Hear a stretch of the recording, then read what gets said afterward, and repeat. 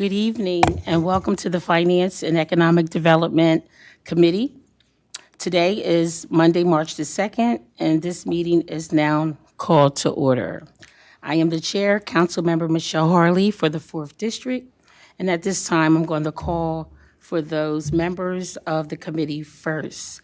Vice Chair Letitia Bracy,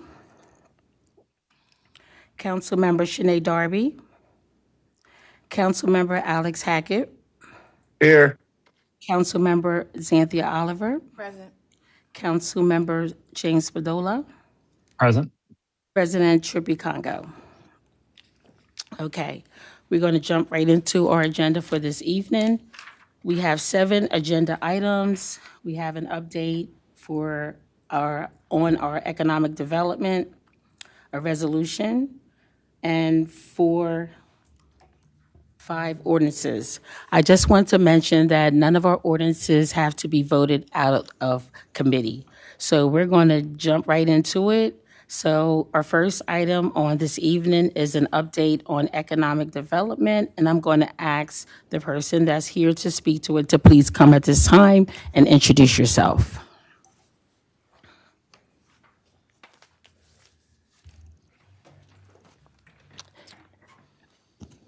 And before you speak, Director Parks, if there are any other council members that are not on the committee on the line, you can introduce yourself at this time.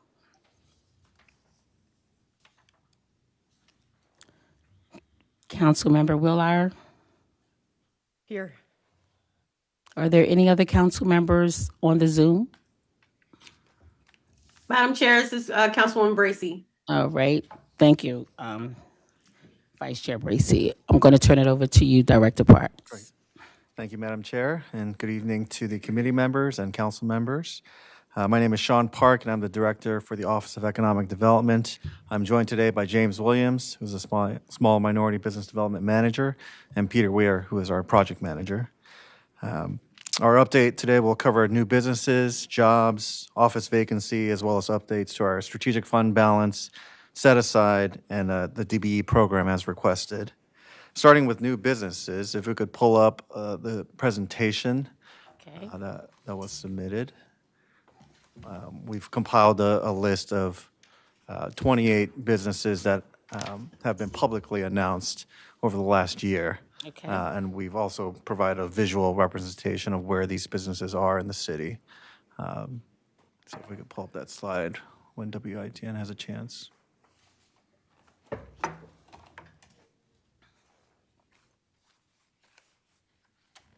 WITN? Do they have it? Yes? Oh, no. You never received it? You can go ahead and start there. Okay. Okay. All right, thank you. Okay. Well, just going into the business list, we've tracked 28 businesses that have opened in the last year. It's not a complete list because when we notice a change in the number of business licenses, the number increased by 51, comparing 2024 to 2025. But the 28 businesses are the ones that have been publicly announced and include major employers such as Insight, who are restructuring the development of the Bracebridge 1 and 3 buildings, but are still committing approximately 200 jobs that are going to be new to the city. And also includes Corteva, which is a new agricultural science business that have already moved into the Brandywine building in the Central Business District and committing 200 jobs and committed to a lease term of 10 years, which are going to bring high-paying jobs and increase our annual wage tax revenue. Yes. So those are the major employers that have been announced in the last year. And we also mapped out some of the smaller businesses that we've seen, especially strong growth in the hospitality sector. So just starting with downtown, we've seen Urban Fork, Serena's Soul Food, Villa Italiana, Pretty Eddie's, Casanona, Angelo's Cheesesteak, Roost, Midnight Flavor, Huxley and Heroes expansion, Dueling Rabbits, Tacos El Carnalito, Oath 84 is pending to open shortly, Chili's Loco, Juxtamonde, and Farmer and the Cow have completed their relocation as well. Okay. Going into the west side, Trolley Square area, we've seen openings for Spirit of the East, Lavish, DE 302, Scratches, Recovery Cafe, Nanu's Chicken, and Karma's Corner is in development. Along the riverfront, we also mentioned the Clubhouse at Penn Cinema, which is a new indoor golf attraction announced last month, and Bounce Pickleball, which occupies the former trampoline park at the riverfront. So it brings in 2 more recreational amenities to the riverfront. Smoking Aces also opened in Northeast Wilmington, and Ivy Realty announced their investment of $18.5 million to 800 Newcastle Avenue in Southbridge to modernize the facilities and offer 120,000 square feet of warehouse space for their kind of warehouse and distribution business that takes advantage of their proximity to the Port of Wilmington. I'm sorry, Director Parks, where is that located? It says Newcastle Avenue to develop, so they're not there right now? Yeah, but they, at the end of last year, they announced their intentions to invest $18.5 million. They presented to, I believe it was a state community development finance meeting for some incentives tied to that investment. And it's at, the address is 800 Newcastle Avenue. 800, okay. Thank you. Okay. Yeah. And I could quickly move on to new jobs. Okay. So the best data source for us comes from the Delaware Department of Labor. It's based on the quarterly census of employment and wages. However, the one drawback with this data set is the lag in the reporting. Their most recent data is as of the end of 2024. And so I'll report now on some changes we've seen from 2023 to 2024. And going forward, I'll keep the committee up to date on those 2025 numbers as we receive them. So analyzing the change from 2023 to 2024, the Delaware Labor Department showed a city increase of 2,064 jobs, which was 4.27%, to a total of 50,423 jobs, which outpaced the growth from the state at the similar time period, and the state had a growth of 1.6%. The big difference for us has been in payroll. We saw a surge of $142.4 million in payroll from 2023 to 2024, which is an 11.86% increase year over year. Okay. So the total payroll was $1.34 billion, and it was driven by changes to certain industries. The top one was for healthcare, which added the most number of jobs during this time period, 974 jobs. And it aligns with the state's projections for healthcare as a top growth sector going into 2025 and 2026. Real estate and rental leasing added 510 jobs, and this was supported by the new residential developments in the city, as well as conversions and new leasing activity. And then wholesale trade added 313 jobs, leveraging kind of our strategic advantage in the East Coast and our access to facilities like the Port of Wilmington. The largest decrease we saw was actually in finance and insurance with minus 540 jobs, but it's offset by an increase in payroll for this time period, where the payroll increased by 2.6% to a total of 414 million. So I think it reflects a trend in these industries where there's more retention of higher paid positions and consolidating positions. So in one sense, it's bad news that there's not, more foot traffic and people occupying our office spaces, but we're still receiving the benefit of the payroll and that city wage tax revenue growth. Okay. Director Parks, in terms of the decrease with the 540, it says finance and insurance. What type of insurance?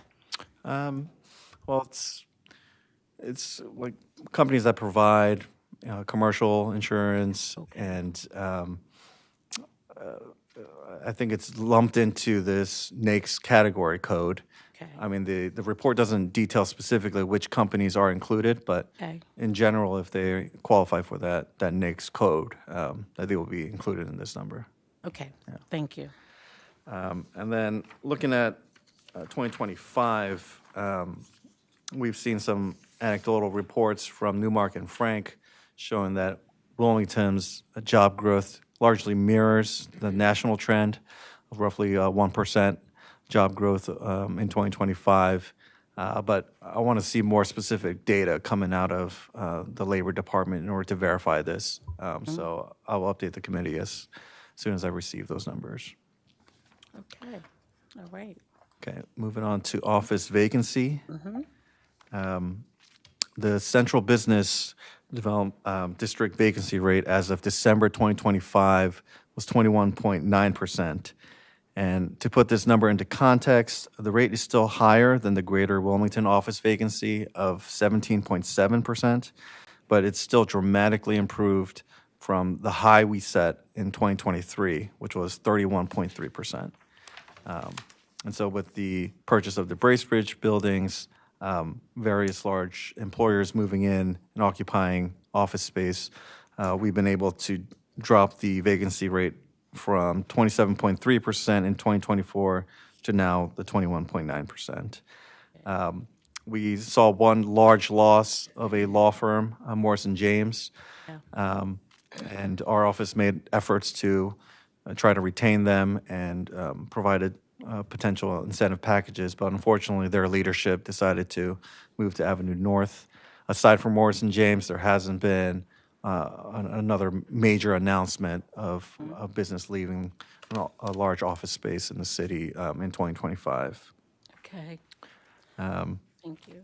One trend we have noticed for office vacancy is that newer Class A offices, those are offices built after the year 2000, have a lower vacancy rate of 14.3%.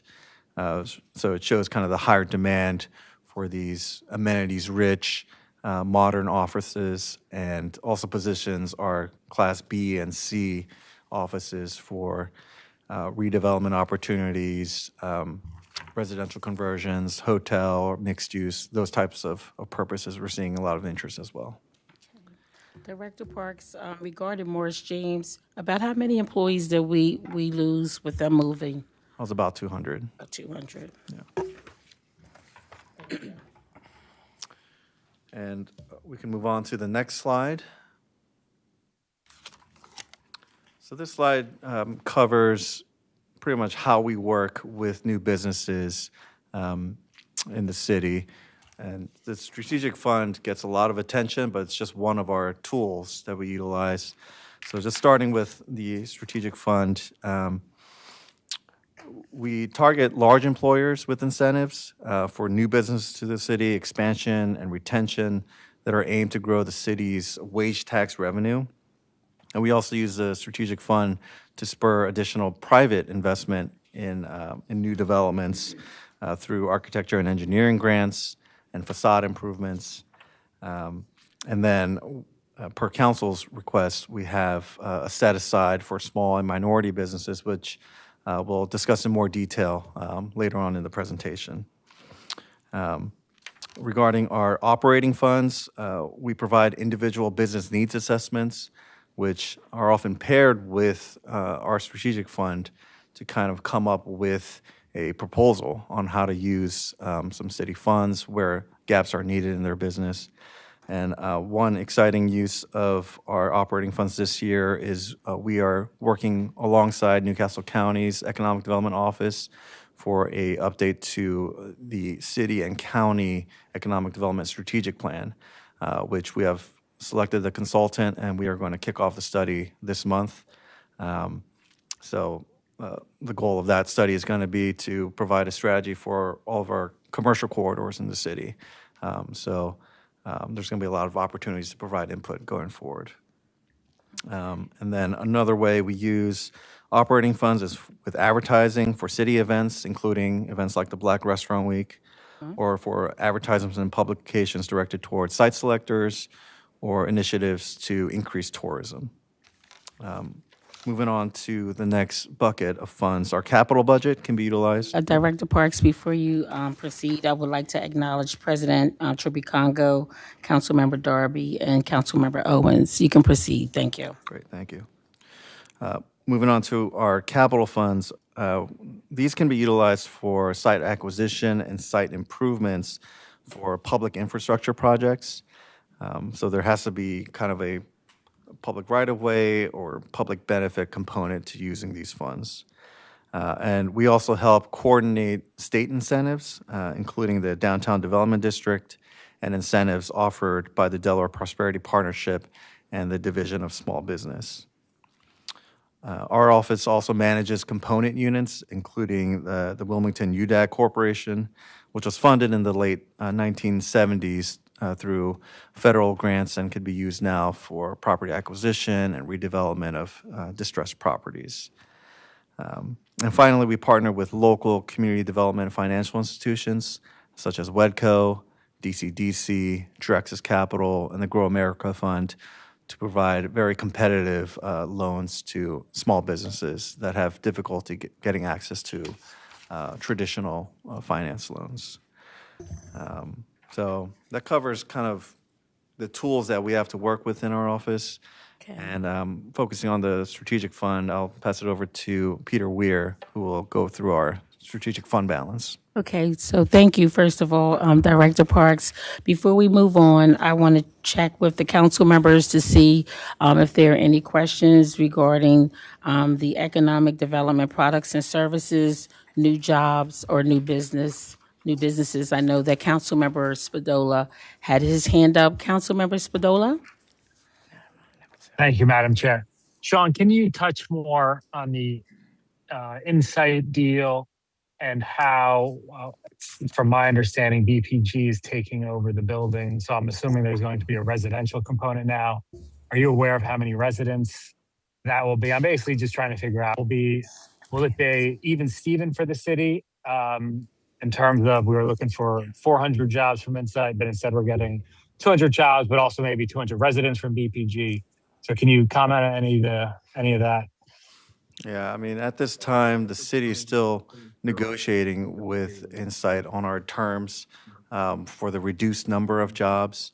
Until this agreement gets finalized, I don't want to speculate on the other components of the Bracebridge buildings, but I think the priority is getting the jobs number and making sure new city tax revenue is coming in. I know what has been discussed publicly at like BizNow meetings has been a mixed use idea for the Bracebridge buildings. But I think right now it's too early to speculate on what that exact mix is going to look like. But I think what has been discussed is a mixture of businesses like Insight occupying office space, some retail component, and some residential component as well. But I think right now it's too early to speculate how many residents would occupy these buildings. Okay. Thank you. You're welcome. Councilmember Oliver? Thank you, Madam Chair. So when I'm looking at the new businesses, and I've counted, and it's 16 downtown businesses, new businesses, and how many out of all these businesses that we have to sheet up are minority businesses, new minority businesses? Because I don't see Lena on here. I just see, could you answer that question? How many out of all these businesses, new businesses, investments are minority businesses? Well, I think we'll have our own number for the businesses that we worked with directly. This list that I'm showing now for new businesses is just all the businesses that we're aware of opening or being under development in 2025. That does not mean we have an agreement with all of these. So James has that list of minority businesses that we've worked with that have agreements with us, and that's how we want to directly help this business community. I mean, I would have to count right now how many. Follow up? Okay. Follow up, Sure. Madam Chair. I heard the 800 North of Newcastle Avenue business. Where is that located? I'm very familiar with Newcastle Avenue. where is that located? What is it across? Where is that located when you say It's Newcastle? kind of close by the port. It's like a over 10-acre parcel. And you say by the port. Now I'm just asking, where is it located? If you've been over there, what is near it? I just see 800 Newcastle. I'm just trying to put my head around that that large. I mean, is that by the swimming pool over South Bridge? Is it? Where is that located? Yeah, approximately around Eden Park. I mean, I could. Is it because okay? So somebody pull it up. I would think y'all would know where it is if y'all been out there. Yeah, The only I reason mean, why I'm it's- asking, the only reason why I'm asking that because if we're talking about where the panels are, that used to belong to the city, and if it, I mean, it used to belong to the city because it was public housing. So I just like to know when was it turned over. I'm just trying to get my head around, and maybe you don't know. So maybe Sean can answer that question. If it's 800 Newcastle Avenue, I'm just wondering where that's located. Yeah, I mean, we visualized it on the slide with the map. It was not a city parcel. That's what I'm trying to find out. Yep. So it was a private sale, and they've gone to the state for some public funding, but they have not approached our office for that request. But yeah, from what I'll I'm, find out, no problem. Okay, thank you. So, Director Parks, would it be the solar farm? Is it the old solar farm, which is across the street from Eden Park? There used to be they called it a solar there's farm. 3 buildings on the parcel right now, and they're planning to add a 4th, which is the reason why they want to invest so much funding to get the square footage of warehouse space that they need. I mean, I could provide a more detailed parcel overview if would be helpful, but it was not a city parcel, and it does not impact the solar aspect. Yeah, that's fine. I was just curious to know, when you mentioned Eden Park, I was just curious to know if it was the old solar farm. But thank you. Any other council members have any questions regarding the topics that Director Park has already gone over? Okay, if not, we're going to turn it over to Mr. Williams. Is that correct? Start with Peter Weir to go over the strategic Okay. fund. Thank you, Director Park, and Okay. members of council. Just to give a quick report on our strategic fund usage this fiscal year so far. As of mid-February 2026, our total spend down of our strategic fund has been just a little over $393,000. Of that number, about $158,000 of it was part of SMBEO businesses and spending.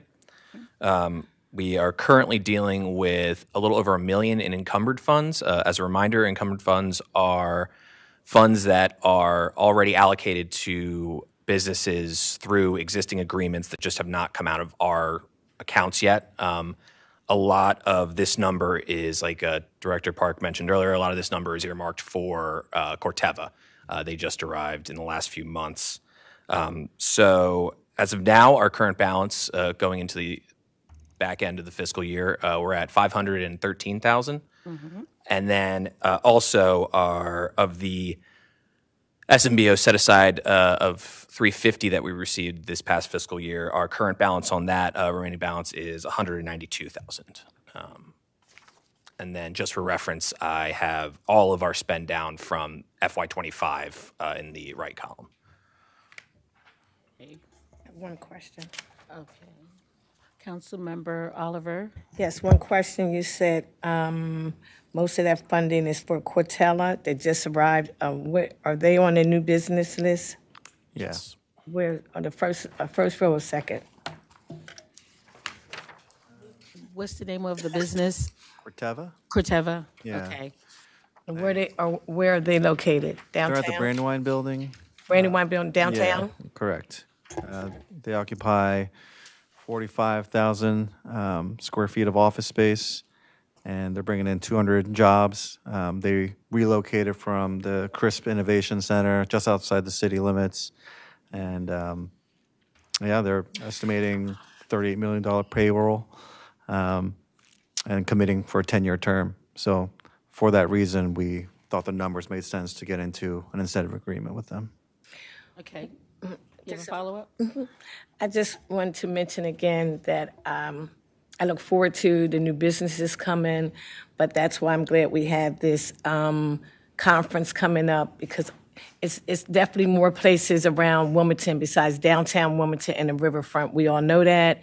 And I know they bring a big revenue, but to constantly keep seeing all these businesses in the same location, I think it's unfair to the North Market area, South Bridge area, where you said the warehouses is coming, but that's not building revenue where people could come and sit down. There's nothing going on the east side that hopefully things should be coming, but it always seems to me to be the same areas. I'm looking forward to the conference to bring people here so we can explore some other things. I know in the future, we used to have, no disrespect, but I know Tom Ford would go out and find other businesses to come here, and it just seems like and I go downtown all the time, but it's the same locations, and I just have to say, I think it's unfair for other areas. Not talking about Trolley Square, because I'm over there, there's plenty of eateries, but where there are desert eateries around in certain locations, I don't see an economic development office trying to find, or maybe even suggesting some of the businesses expand on the east side or over Riverside or South Bridge. It is some other people out there would like to open small businesses in these areas, because I've been in meetings and heard about this, but they don't seem like they're given a chance. It's always the same areas. And like I said, I counted 16. I mean, it seems to be saturated. They're falling over each other. When I go downtown, I can go in and out of all these eateries, which is a good thing because I'm always down there. But I think we need to explore some other locations to get, to share some of these eateries or whatever we're doing, mostly eateries, it looks like. I would agree with that, and I think that's a priority for our strategic plan that's coming up. Yeah. That's why we really made an emphasis to develop a strategy for all of our commercial corridors in the city, so that there's neighborhood serving businesses and there's kind of a vibrancy for each commercial corridor. Thank you. And I just had to let that out because I'm over South Bridge and it's the same, it's nothing over there but a gas station. I'm on the east side, it's nothing over there but corner stores with no eateries. It's not even a place I can go over there and have breakfast. And I think it's unfair that we just keep focusing on the same areas. So I have to put that on the record. That's it. So, thank you, Director Parks. So at some point in time, maybe you can come back and share our business model in terms of how we attract businesses and how businesses reach out to the city of Wilmington, because there could be a learning gap there or information gap there in terms of how does businesses actually reach out to the city of Wilmington to get funding to open new businesses. And then again, like I said, there's an opportunity for you to share the model in terms of what we're doing with the city of Wilmington. Because a lot of times there's a informational gap in terms of what the city is doing and what the community or small businesses, the information they may need to be able to reach out to the city of Wilmington. Councilmember Owens. Thank you, Madam Chair. Real quick question. In your experience dealing with people who are applying for these funds, what have been some of the biggest barriers that you've seen from the businesses that may not have followed through with the entire application? Like maybe they decided it's too much for them or something like that. Yeah, I think one of the reasons we started working with a business needs consultant is because smaller businesses had a very hard time structuring their request for an incentive agreement. And so that's why we've kind of hired this third-party consultant that's neutral, that could go in and talk individually with the business, find out exactly what their business needs are and kind of what it takes to get them to the next step in their business development process. So, I mean, we want to make sure that this is a part of our consultant budget line under our operating funds so that we can provide this assistance to businesses. Another barrier I've noticed is with applications like the state's downtown development district. It's a very arduous process to kind of get through and see which costs are eligible and ineligible. And so, I mean, we try our best to kind of guide applicants that we're familiar with in conjunction with land use and planning, but we also have other consultants that can work individually with the applicant to kind of streamline the process a bit. And these are frustrations that we've passed on to the Office of State Planning and the Delaware State Housing Authority, just to relay the feedback that we've been hearing from especially small applicants. Mr. Williams. Excuse me, if I may add, is this? Yes. So I guess just to add to clarify your question, Councilmember Owen, many of the products that we have internally, we don't have an application process for. Rather, we would have a conversation, try to understand the needs, whether that means referring to one of the resources that we've brought on board to help out with needs assessments, or just an interview with ourselves. We try to keep that process that we control as simple as possible.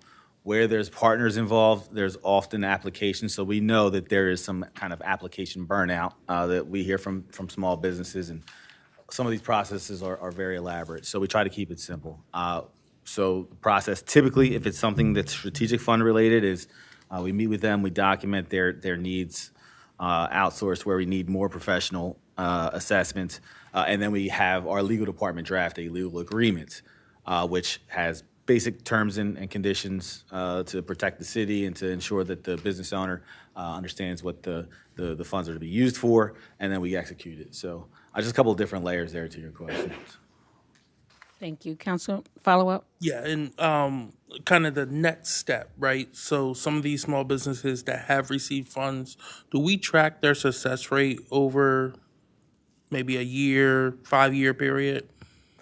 So that is actually something that we are working on doing for the next fiscal year, using one of our consultants that we've been working with on the needs assessment side, something that Director Park has agreed to doing more of a, what do we call it, kind of a critical care period where we're measuring against, or should I say, reviewing how the funds are being used, kind of goals reporting, targets and things of that nature. But we haven't historically tracked kind of post-agreement activity. I will say for For employment, small businesses. yeah, for employment incentive agreements, which we have also done with select small businesses, we do track their jobs reported, and then we confirm that with the Department of Finance and the wage taxes that they've paid.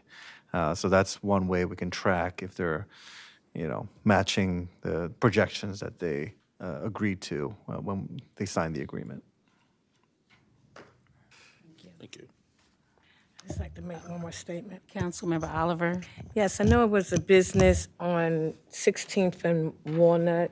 It was in your district for a minute, but now she's moved on Delaware Avenue. Was that Sylvia, the eatery at 16th and Walnut? I mean, all the way down the end, 18th and Walnut. Evelyn's. So Evelyn's was down on Market Street. Now she's on Merlin Avenue. Has anyone reached out to her? I mean, I'm just asking a question to Mr. Williams. Yes, oftentimes. I check in on them as often as I am over that way. I know that their decision to move was a tough one, but it was out of their control and nothing that we could help them with. And the last I spoke to them may have been around the holidays. I think I stopped in, and they're going through a similar situation again. Just the building owner looking to sell the building, I believe, and they're in a bit of an unclear situation. So, we've offered all the support that we have available when they're ready for it.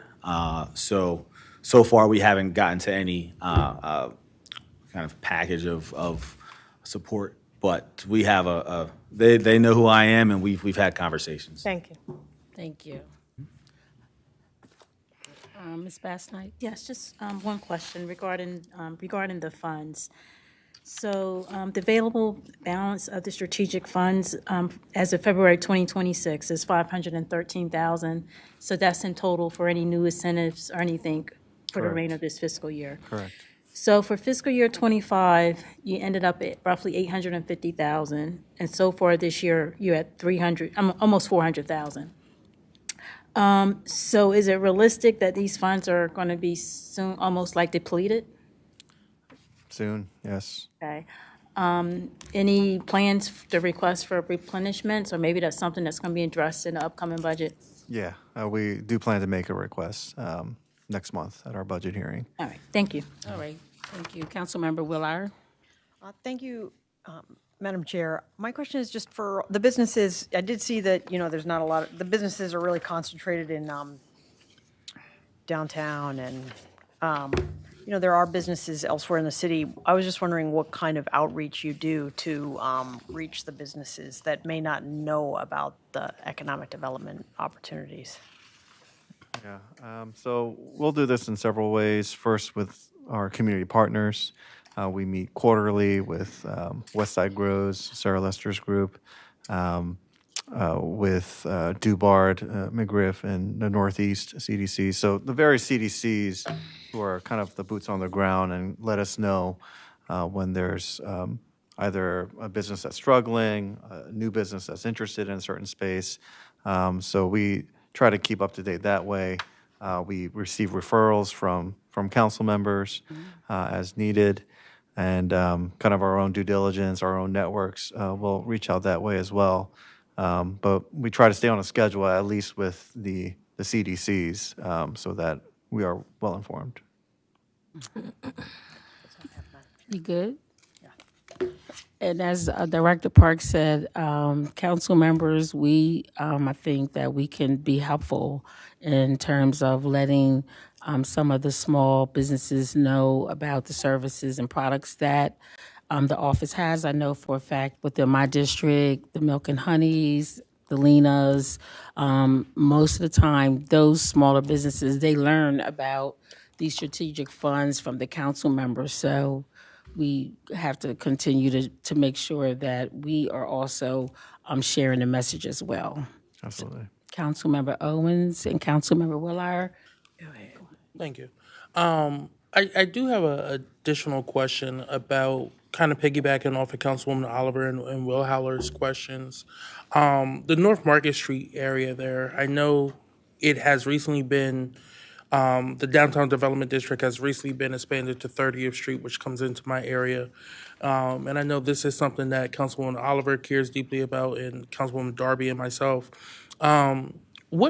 Is there any plan currently for business attraction to that area, or are you waiting for the new strategic plan to be done? It wasn't in the last one.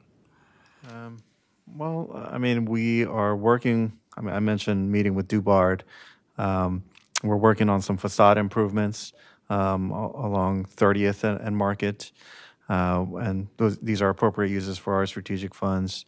We're actively reaching out to property owners that are eligible for the DDD when they make an investment, and we're indicated through this because of our permit data. When they're in the district and they invest over $25,000, they get a mailer letting them know that they're eligible. So just in case these applicants that could potentially qualify but are notified, we just want to make sure we cover our bases here and they are well informed. And then the strategic plan is going to take in the comments from each community around the commercial corridor, including North Market. And we want to see what the local demand is for this area and what the significant gaps are where public investments are needed. And that's kind of our plan going forward. Just a quick follow-up. Yeah. Is this in coordination with the Buy Back the Block program that Councilwoman Tish Bracy championed? It's not necessarily in coordination. They're two different efforts, two different funding pools, and two different studies. But I think they cover a lot of the same areas. I mean, we did a drive-through through the entire city with the lead consultant with Buy Back the Block. And so he is preparing that analysis for us now, which can be utilized for this strategic plan, but they are different efforts. Thank you. Councilmember Willard. Thank you, Madam Chair. Yeah, I was just wondering again, just in terms of this outreach, I have had small businesses contact me about, opportunities for support. And I was just wondering, do you have anywhere on the city website where you kind of list what the availability is and like what the steps are to apply? Yeah, we actually created our office's own website, choosewilmingtonde.org. And we did that based on the findings of the previous strategic plan in 2014. So this is meant to more serve local businesses, businesses outside the city, site selectors, and provides more detailed guidance on how to get in contact with us, what programs are available, who our partners are. And so that's a more comprehensive website. Yeah, I Follow-up? I just had a follow-up. Thank you. Yeah, I mean, it's just a little bit unclear when you go to the Small Business Support Center on the city website. It doesn't have any information about support for small businesses. So maybe there could be some connection between these different resources just to make it a lot easier to navigate, because I know that small businesses sometimes wonder what are the resources available to me, and they don't find that on the city website. Okay. I'll suggest a change. All right, thank you. All right, I'm going to ask that you can continue with your presentation. Hold on 1 second. I have my hand up. Oh, I didn't see your hand. Thank you. Council Member Hackett. Thank you, Madam Chair.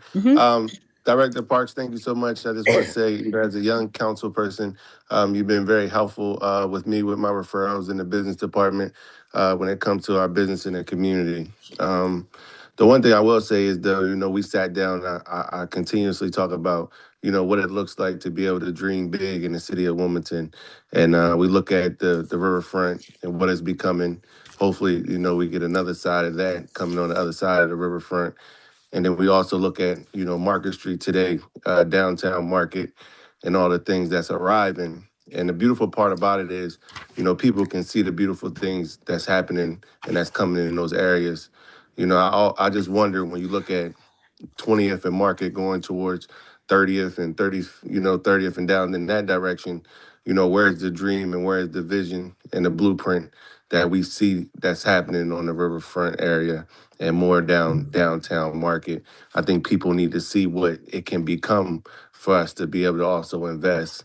So hopefully in that strategic plan, I hope that there's going to be some type of blueprints or some type of vision that can help the people in our Black and brown communities see what, for the longest rash and that what they call it, the Getty, in my era, has been a lot of our Black and brown community have been around and so forth. When you look at 19th and 20th Market, same thing. So I just ask that, we try to see a different vision and not keep it the same way, because it's been the same way since I've been a kid. I grew up living on, Market Street. So, I can tell you much has not changed. So. Okay. I can share that North Market Street was a dedicated corridor that was listed in our RFP for the strategic plan. So it's definitely an area of interest for us to think about how to attract investment, how to brand this neighborhood from a placemaking standpoint, and seeing what the local demand is for business types. And I think we have a good partner here with the Northeast CDC. And so we have some walkthroughs scheduled, and there's some initiatives for investments in facade and public infrastructure that are being discussed right now. So definitely share your enthusiasm, and we hope to come up with some data that could lead us to a good strategy going forward. Can I just get one follow-up, Madam Chair? Yes. And this is just once again a comment. When we look at the riverfront, we look at some good developers. Like we got BPG that had a vision for what it looked like downtown. I only ask, are we looking for different developers in our community or even outside of our community that can change that community right there and make it better for our community that's sitting there? Because we can have a lot of groups, but we know for the major work to happen, we need developers to basically invest in that community. So that's kind of like, my biggest thing is like, are we keeping it, in-house? Are we looking for the best developer that, can look at this area and say, hey, there's no reason why, I look at those areas and we don't have, apartment complexes going over there for affordable housing, and maybe, possibly having a Starbucks over there as well, or anything to that nature, or more Chose Made cafes opening up in that area. I think Logan and them are doing a great job over in Reach Riverside. But I think, Market Street definitely, if I'm being honest, could show some love in some of that more modern and new facades that's going on. So just my thought. Yes, thank you.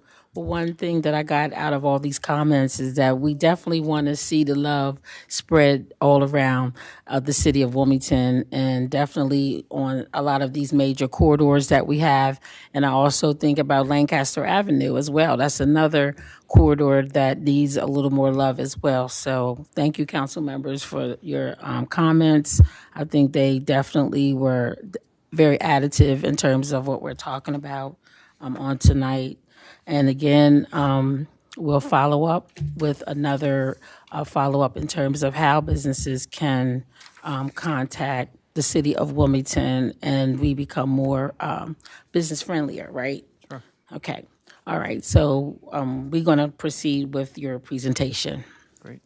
I think next, James Williams will present information on our set-aside, which will lead into some changes to the DBE program. All right, next slide, please. Okay. All right, so this is just a quick summary. Obviously, the set-aside is a great tool that we have to support our small minority businesses. On the left is a table just showing the recent commitments that have been made in the past 12 months or so.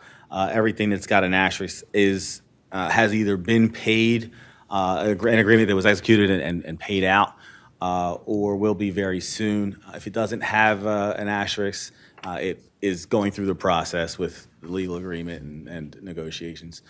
So these are actually small businesses. All of them except for two are minority-owned businesses, just to clarify, on the left. So that's the total there is about $188,000, $189,000 that we expect to go out in the near term if it hasn't already. On the right is our 6-month pipeline. This is me kind of looking ahead to conversations I've had with business owners, kind of understanding what's on the horizon.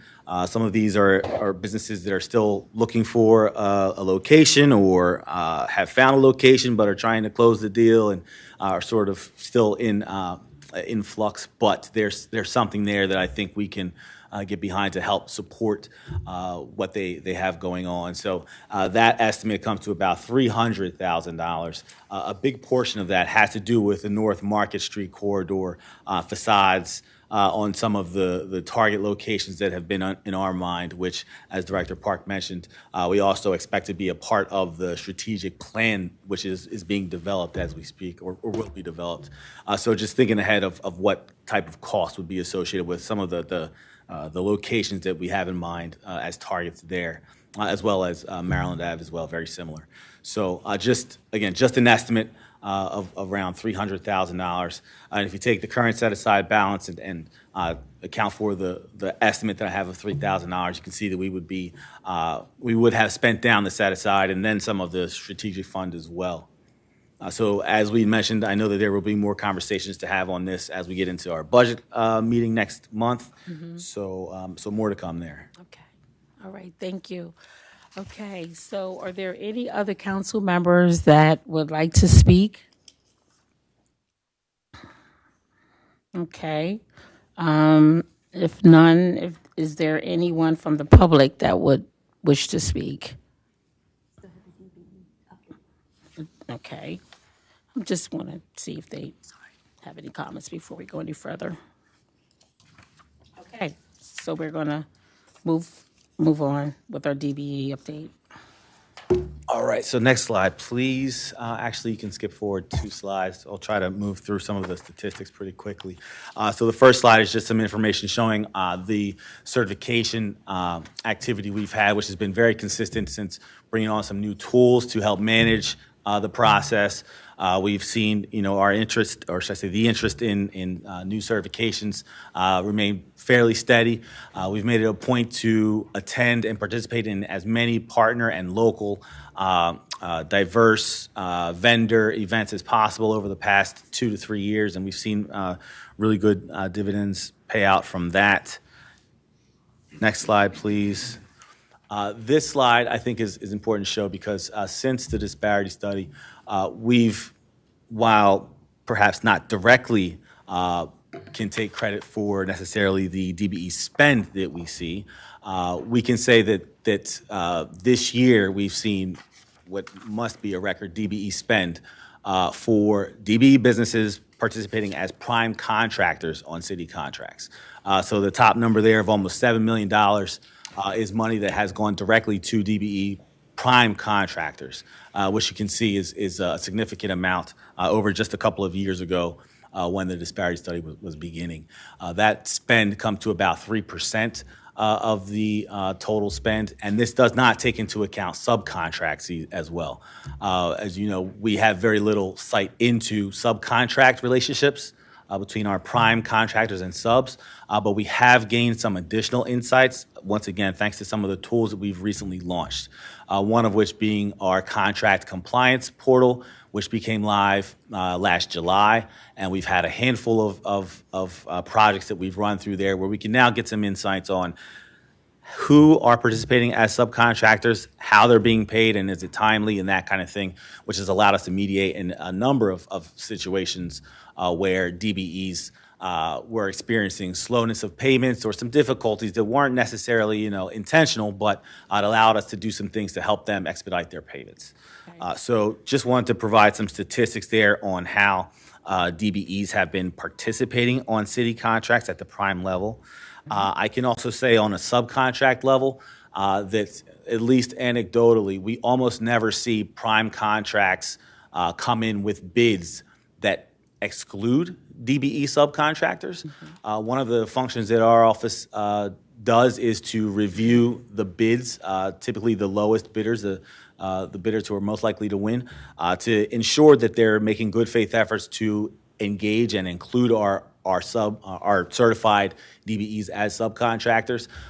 This is a big difference from when I began, when we would often see bids come in where they would claim that they were going to self-perform everything, or they would just omit the forms overall. So I think just having a function where we're involved and we're having conversations with the bidders. We're a small city, so we see a lot of the same bidders over and over again. But we've built relationships where we can have a conversation and kind of an authentic conversation to understand their business and any challenges they may have. Here I've listed some of the top, or should I say the top prime contractors who have had some success over the past, we'll say 2 fiscal years. This year still going, and then the previous fiscal year. So just for reference. Next slide, please. A lot of this is driven by projects that have come out of the Real Estate and Housing Department. I know that 2 of the top 5 have been very successful in bidding on real estate and housing projects, where they've earned these contracts by being the lowest bidder and being ready, willing, and able to participate on these. So good to see the engagement there. Public Works, always very involved with DBE businesses, especially on the construction side, and then Parks and Rec as well. I would say, we have some of our most successful DBEs kind of come up through Parks and Rec, park rehabilitations and things of that nature. So it's been great working with all of them. All right, so just some information to peruse there. Next slide, please. Okay, President Congo. Yes, thank you, Madam Chair. I have a couple of questions. Guess the first one is around DBEs. If that could be defined, just so the public can know what DBE stands for. Absolutely. So essentially, a DBE, disadvantaged business enterprise, is a small business. Just to summarize, they're a small business that intends to do work or provide services to the city. So it's a business that is interested in contracting with the city or participating on contracts as a subcontractor with the city. So a little bit of a designation, or should I say a difference between your typical small business. A restaurant or any small business could be a DBE, but for instance, a restaurant may not have the same interest as a construction company who does a lot of public utility work. They may not have the same interest in the program as that. So, does that clarify? Can I have a follow-up? Yes, Mr. President. So DB, is that designated for just minority, like black and brown businesses, or not? It is not. So the way that it's worded in code today is that there is a presumption of economic disadvantage as well as historic social disadvantage. But we also have a race and gender neutral category today that takes into account a net worth, which would be on the economic disadvantage side. So we presently certify many types of businesses, regardless of their demographic. Primarily, historically at least, the focus has been on black and brown businesses, black and Hispanic businesses, using the justification of employment rate. Okay, so which one of the things we'll talk about on our next couple of slides is how we kind of pivot given the current environment that we're operating in. So I'll leave it there. Okay. Okay, and just two more follow-ups, please, Madam Chair. Yes, Mr. President. Thank you. So that number, that I think you gave a percentage earlier of 3%.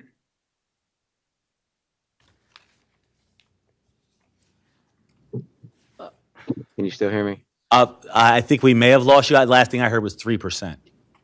Yes, you gave a number earlier around 3%. What was that 3% for? It was the spend that the percentage of the total spend that they were paid to DBE prime businesses. So certified businesses who are contractors directly with the city. Okay, so of that 3%, that doesn't necessarily mean those went to black and Hispanic. That money didn't go to black and Hispanic. So only businesses, right? Today, if you go back to slide 10, you'll see that all but 3 of the firms we have certified, so 83 of the firms we have certified are certified and they fall under Black American or Hispanic American. With one Asian American business. Excuse me, Mr. Williams, can you give us the title of the page because our slides don't have the certified directory. The first slide that had the pie chart. Okay. There's an ethnicity breakdown, ethnicity and gender breakdown. Mm-hmm. So I think that the business owners who we are certifying largely fall under the Black American or Hispanic American categories. So it's very rare that we get a net worth applicant, and it's usually only, at least we'll say for the past 2 years, we've only focused those where there's a proven case of disparity based on our disparity study. So that's kind of the one exception that we have, is where we have, say, a non-Black or Hispanic woman-owned business who wants to provide goods to the city. We know that there's a disparity there, so we feel justified in accepting them into our certification process. Okay. Does that answer your question, Mr. President? And the last question, isn't there a law, or at least a strong suggestion around what the percentage should be? I'm not sure. I might be off base here.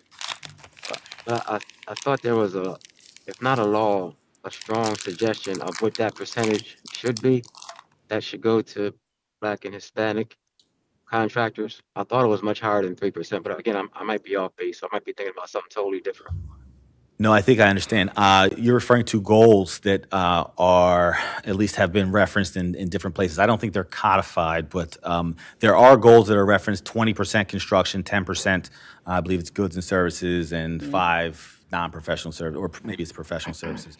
But those are some of the things that we're looking at changing how we go about those. They seem very arbitrary. There can be very distinct characteristics for, say, a project that is coming out of Public Works that wouldn't just fit like a broad that a broad goal wouldn't necessarily work for.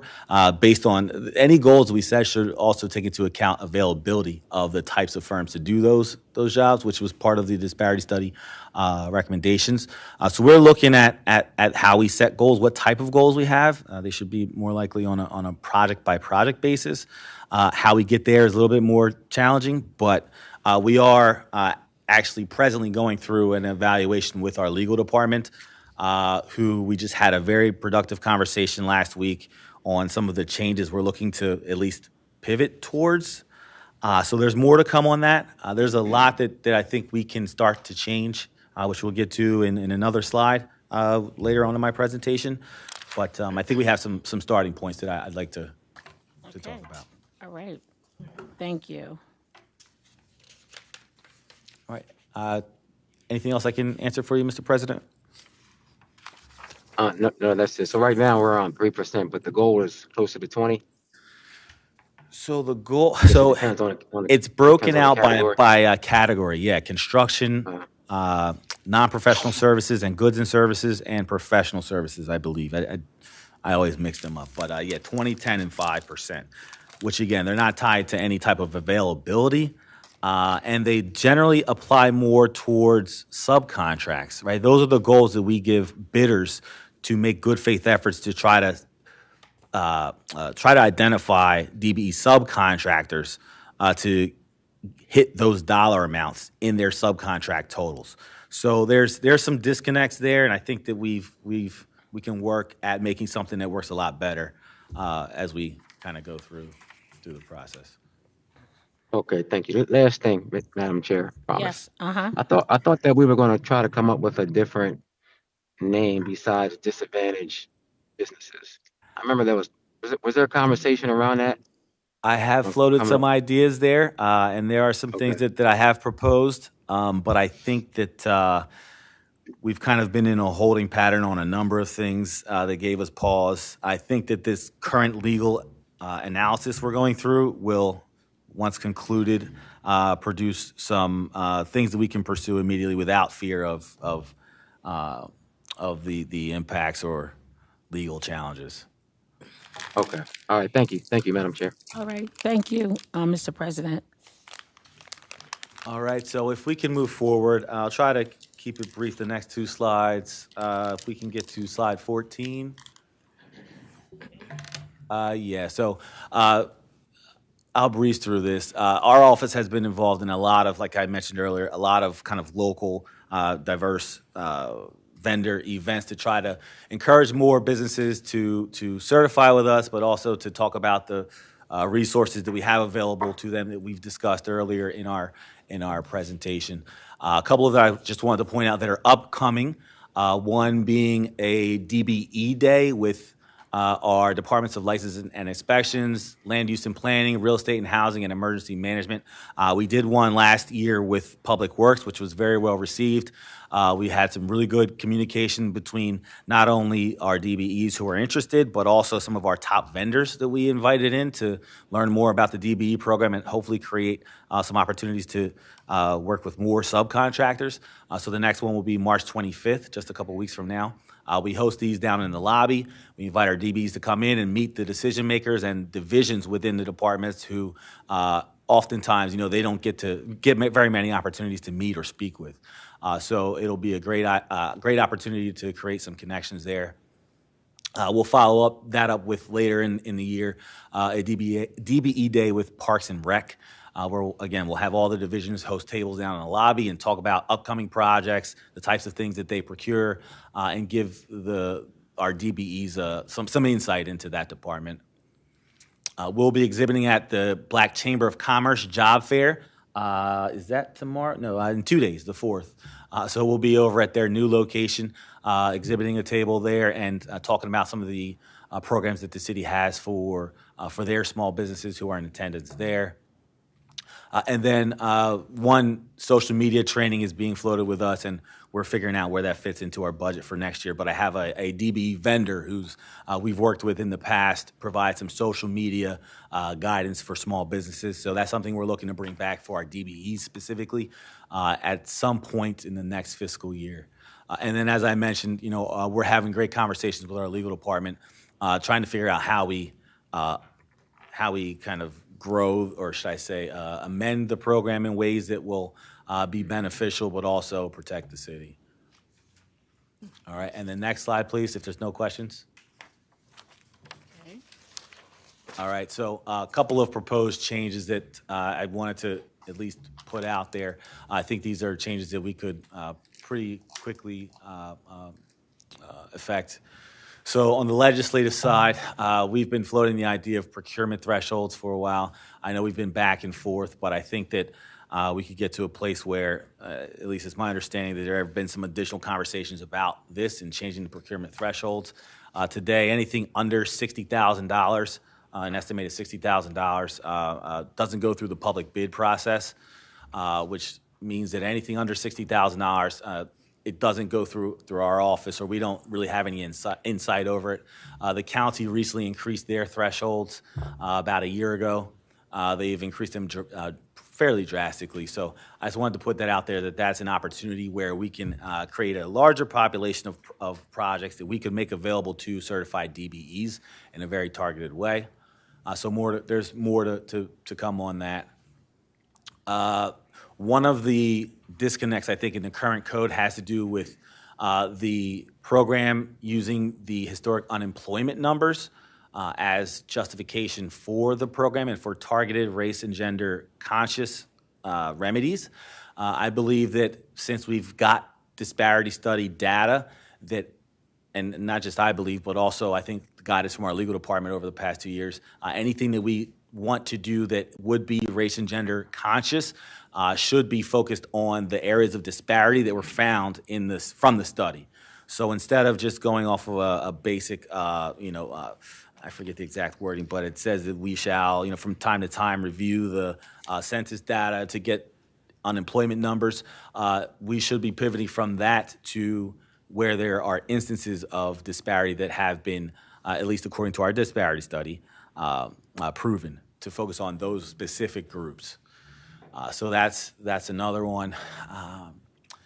We would recommend establishing a periodic review to at least update DBE availability metrics, which would help us to create realistic goals. So, where we may not have a DBE who is certified with us, or even any businesses who do a very specific type of business that the city needs, it doesn't make sense to have a 20% goal if those businesses don't exist. Availability information, availability metrics kind of gives you that balance. It can help you set realistic goals. And then lastly, there's language that refers to a contract review board, which my understanding is has not had an active role in at least 10 years, and I've been here 5, so maybe 15 years. So kind of pivoting that language into what we're doing today, which involves the heads of all of the departments meeting quarterly and talking about, DBE topics, kind of like the update we gave here, but we would also bring forth any concerns or questions that we may be seeing in the field in working with our DBEs. On the procedural side, along with, if we back up, along with changes to the thresholds, I think it would only make sense if we have a policy where those under threshold projects, the departments have to somehow engage OED, engage ourselves to say, hey, we've got this project. Can you help us solicit bids from the DBE, from our certified businesses? That way we can ensure that they're getting an opportunity to, they're at least becoming aware of these opportunities and can submit quotes if they're interested to be included with any other quotes that we would ask for. So we plan to map that out a little bit more. Another program we've talked about for about a year or so, which we've had some close examples that we could have piloted, but it didn't work out on the businesses side, would be to create and market what I've been calling a DBE fund through some of our CDFI, some of our partner banks, to help those businesses have access to money to offset one of their biggest challenges, which is being able to survive and pay their bills while they wait to be paid by either the city or their prime contractor. And this is not something that is intentional, but one of the unintended consequences is for a DBE subcontractor, although if they were a prime, they would be entitled to 10 days payment terms. But as a sub, they don't get paid until their oftentimes non-DBE prime contractor gets paid. So you're looking at those terms are typically 30 days. I know that we make best efforts to pay them as soon as possible, but just the process and inspections and things that need to happen, it elongates the process for that subcontractor who is often a small business with limited capital access to begin with. Kind of deters them from even wanting to participate in city contracts. So one is creating a fund through such a CDFI such as WEDCO or other organization where they can take an interest-free loan to cover kind of any of their expenses they have until they are paid on the contract that they have in hand. So that's another example that we floated with in this case, WEDCO. They were agreeable to it. We had so far 2 examples of businesses that I think would have been good candidates, but it didn't work out on the businesses side for whatever. It's still out there if they're interested, but they haven't completed the applications there.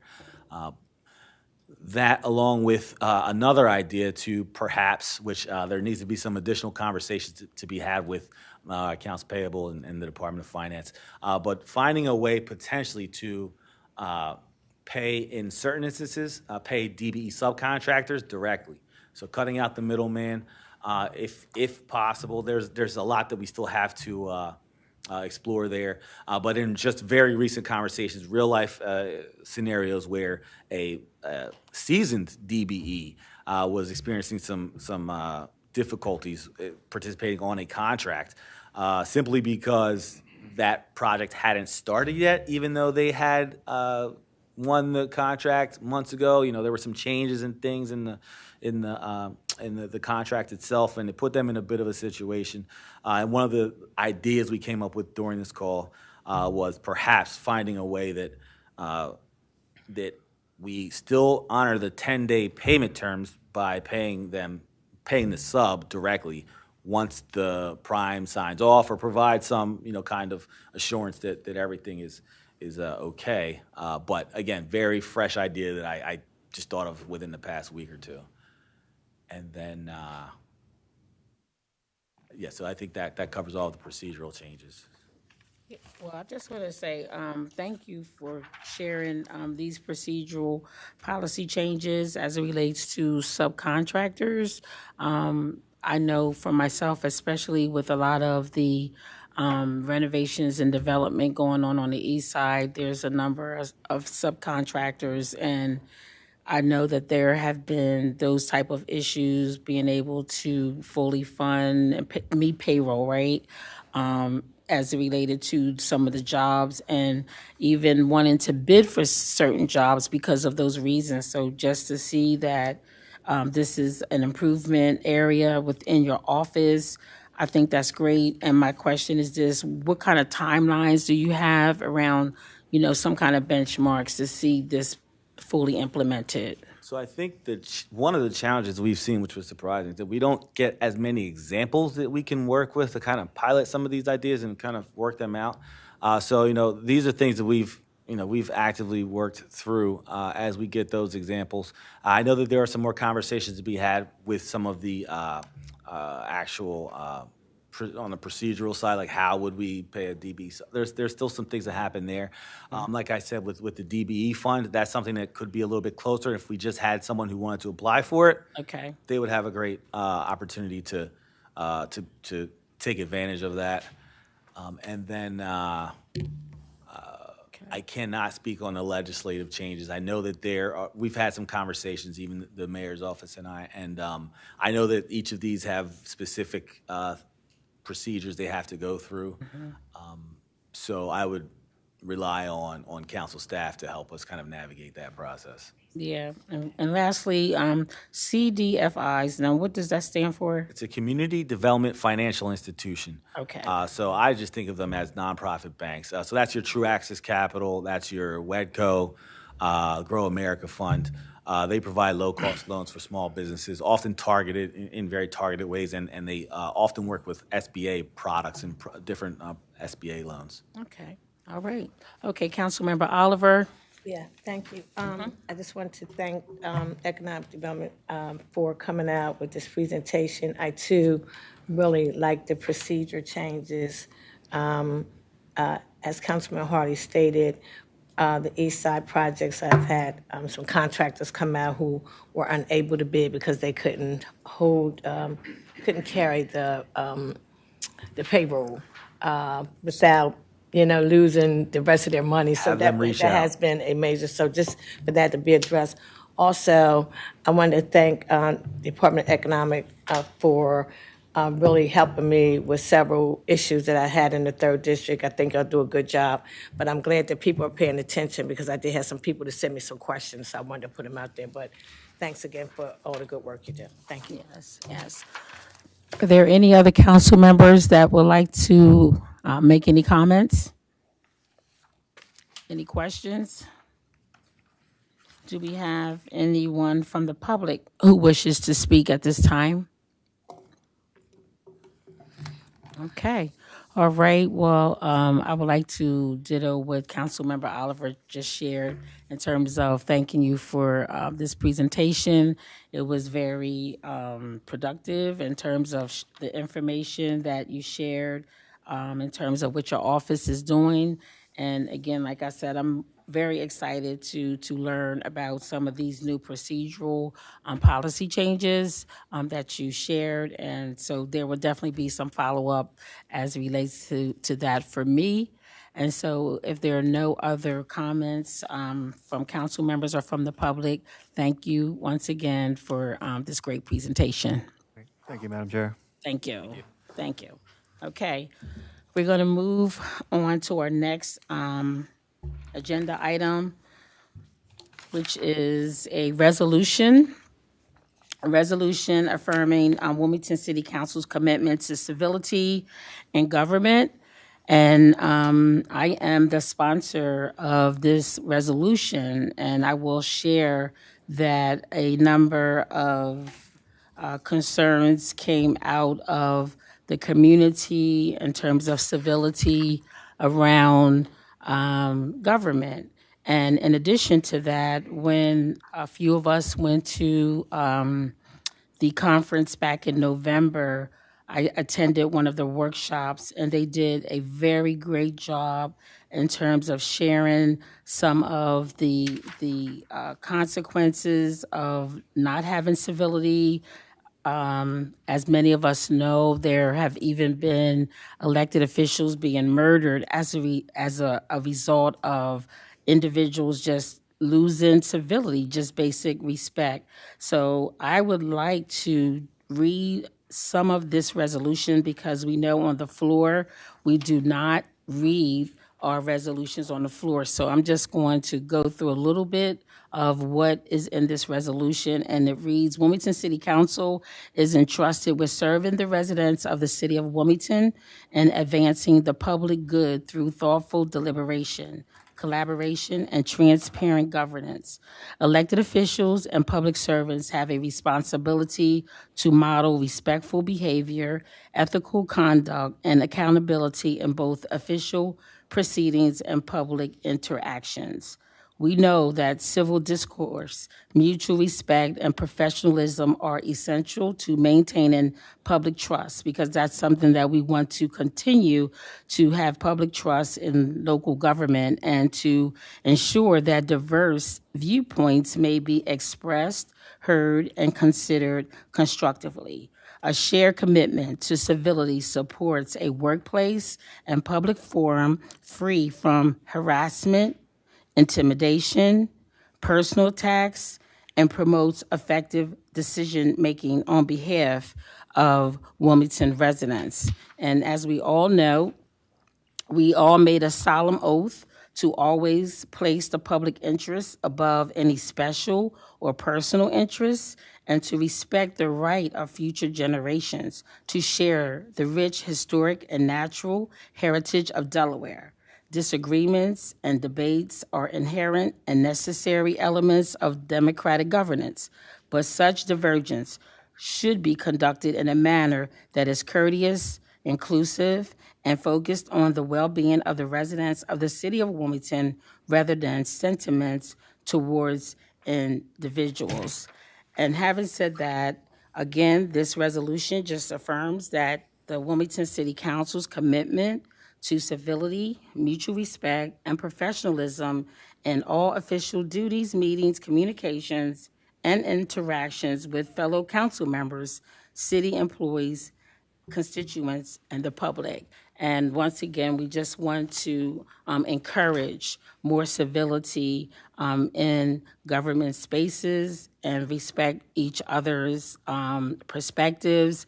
We're not talking about anybody's First Amendment rights or infringing on any of that. This is strictly about civility and how we interact and how we can engage in a more professional manner with one another. And again, this came out of one of the workshop conferences that I attended back in November for women elected officials in New Orleans, Louisiana.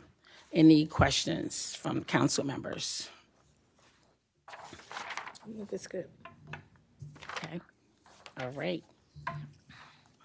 Okay, this particular piece of legislation will be on the agenda on Thursday, April the 2nd. And, yeah, yeah, April the 2nd. March. No, this is March, April the 2nd. And before I move on, is there anyone from the public that have any questions or wish to speak? All right. If not, again, this will be on the agenda on April the 2nd. Okay, we're going to move on to the next item on the agenda, which is ordinance number 26-010. And who is here to speak to this ordinance?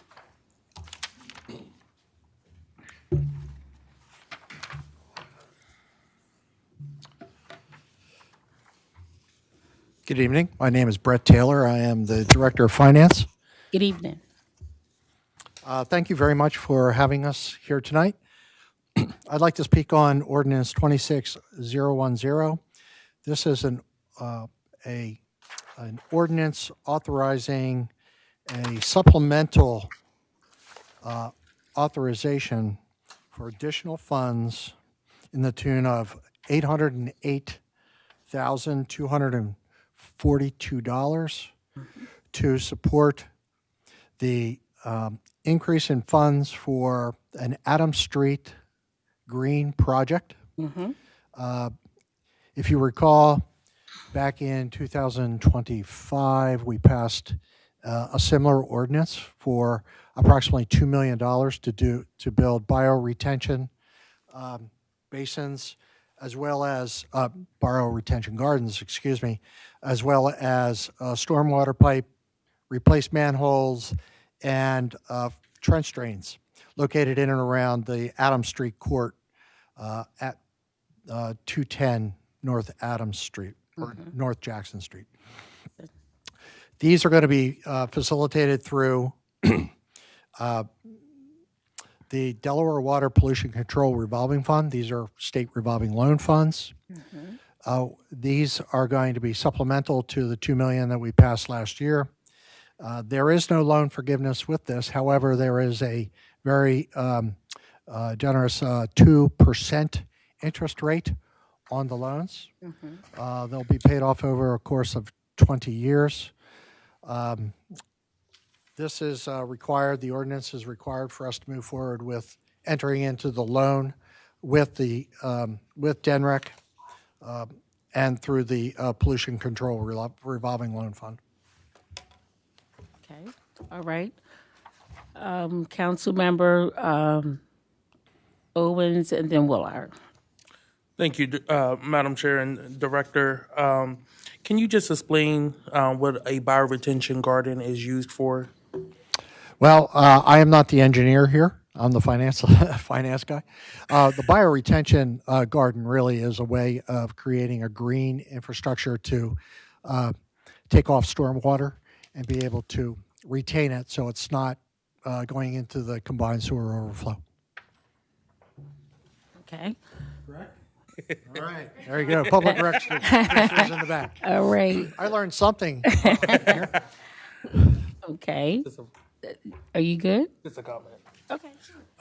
Thank you for that explanation. I think this is a good step to making the city greener and also addressing some of our waterways as well too, with stormwater waterways. So I'm glad that, and hopefully we see more projects like this. But I'm glad that y'all are bringing this forward. Yes, Councilmember Willard. Thank you, Madam Chair. Yes, this project's in the 5th District, so I did have a couple of questions. Mostly, how does this, I know that there's a plan to renovate the Adams Street courts, and I get a lot of questions about the timeline for the renovation of the Adams Street courts, not just the ones that are next to the highway, but the ones that are underneath the highway. And I was just wondering how this project impacts the timeline for the renovation of the Adams Street courts. I don't have that information. I'd be happy to get Vince Carocchio to provide that information. That would be great. Okay. Any other Councilmember Oliver?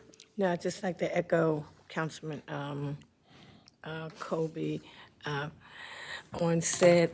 This is a really good step. I'm in favor of anything with clean stormwater. So I look forward to see many more projects like this take place. Thanks. I remember the other one also. And I think it's important that we're using this money, allocating this money to do something positive based on what's going on in the United States. We need to get our streets done. Thanks. Okay. Any other council members? Yes, so I want to echo the sentiments as well in terms of this being a good project. And you definitely got a very good interest rate on it, that's for sure, which I thought was great. And so we are looking forward to this project getting implemented. And I wanted to know, is this associated with the any of the parks that is, I know it's supposed to be a park. Is it a dog park or some kind of park going on down there on 2nd and Jackson Street? Is this connected with that in any kind of way? I believe it is. I think we're down to, is it the dog park? Yeah. No, but it's in conjunction with the improvements that DelDOT is doing in that whole area. Good evening, my name's Kelly Williams. I'm the Commissioner of Public Works. So DelDOT is doing some improvements with the dog park and with the basketball courts.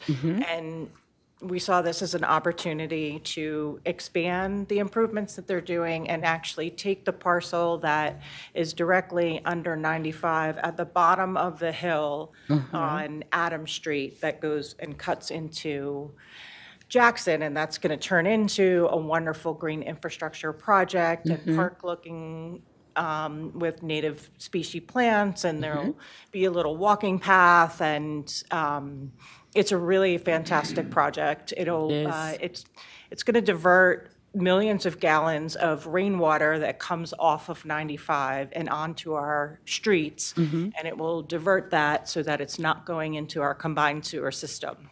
Correct. Okay. I just wanted to confirm that because I heard they were connected some kind of way. Yeah, time-wise, there'll be some overlap in conjunction, you know, we'll try to do what we can to minimize the traffic impact, but construction from both us and DelDOT will be occurring very soon. Okay. All right. Thank you, Councilmember Willard. I just had a quick follow-up, which is, this is a really exciting project, and it sounds like, you know, great infrastructure. And I just wanted to invite the Department of Public Works, and maybe in conjunction with DelDOT, to come and talk about it with the community at Civic Association Sure, meeting. I think Allison Quimby has been to the community meetings to talk about it, but I can bring her back with the designs that the community had input on, and they chose the plants and the benches and everything like that. I can have her come and do the same presentation.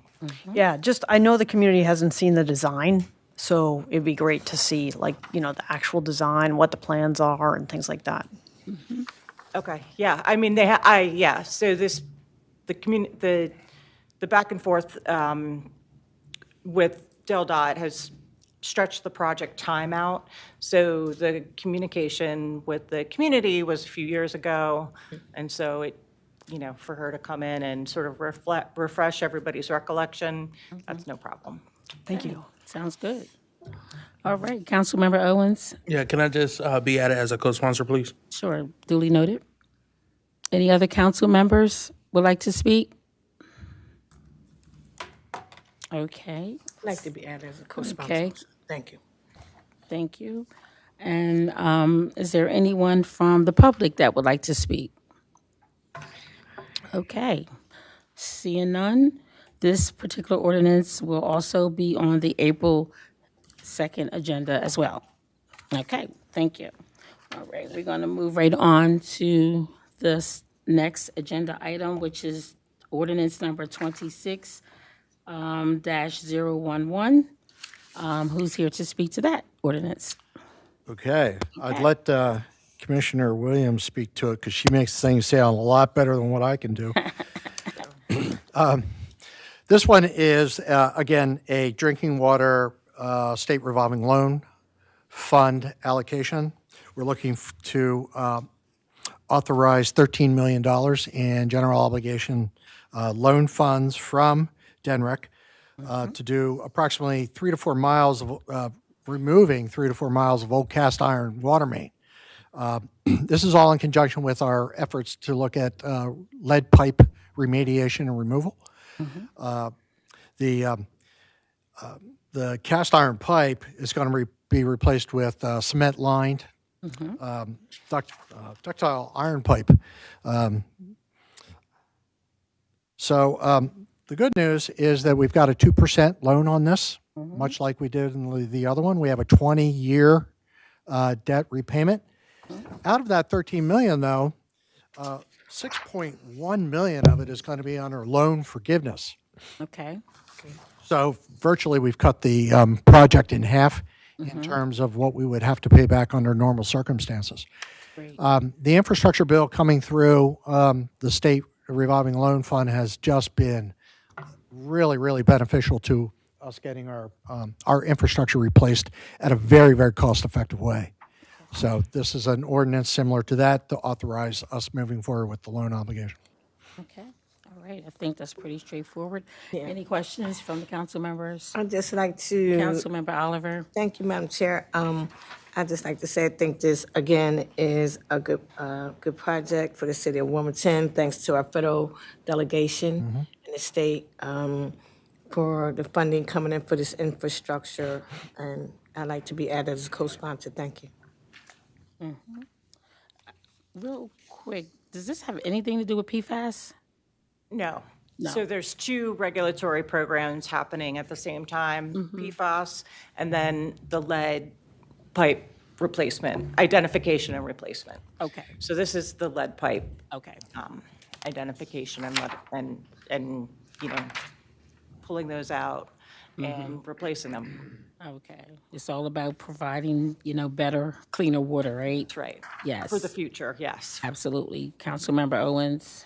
Yes, I would like to be added as a co-sponsor. Again, I've supported this, and hopefully we get more funds to continue the work that we're doing. Duly noted. Any other council members? Councilmember Willard. Yes, I'd like to be added as a co-sponsor too, Madam Chair. This seems like a really great project, and I want to thank the Department of Public Works for all your attention to removing lead, which is a really serious health hazard. Thank you. Thank you. All right. If there are no other comments from council members, is there anyone from the public that wishes to speak? Okay. All right. So this is an ordinance that does not have to be voted out, and it will be on the agenda for council on April the 2nd as well. Thank you, Director Taylor and Commissioner Williams. Thank you very much. All right, we're going to move right on to the next item, which is ordinance number 26-012. Who's here to speak to this ordinance? Good evening. Good evening.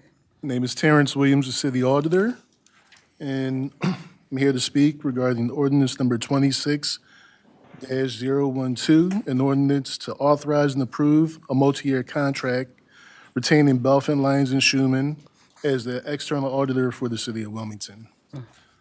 This is a 3-year contract, and we work with the procurement department. They have the RFP advertised for 2 weeks. We only received one proposal from Belfin, and it's for $198,000 per year for 3 years.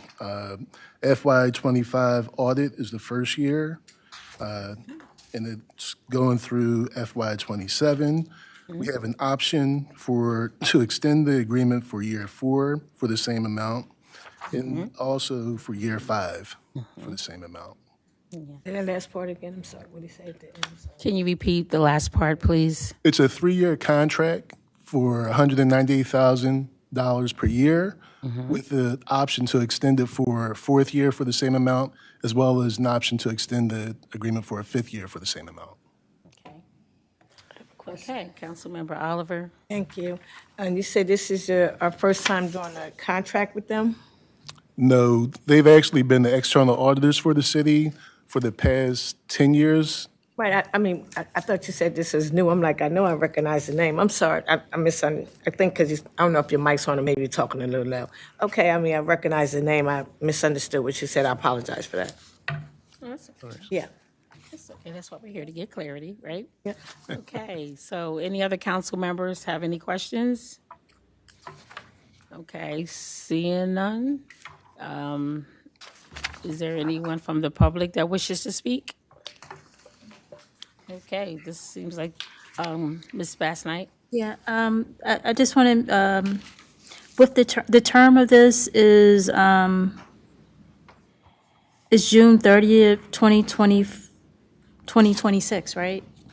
Correct. That would be this current audit, it's for FY25, which would have been June 30th of 2026. Okay, got you. I'm good. I'm sorry, just reading there. All right, thank you.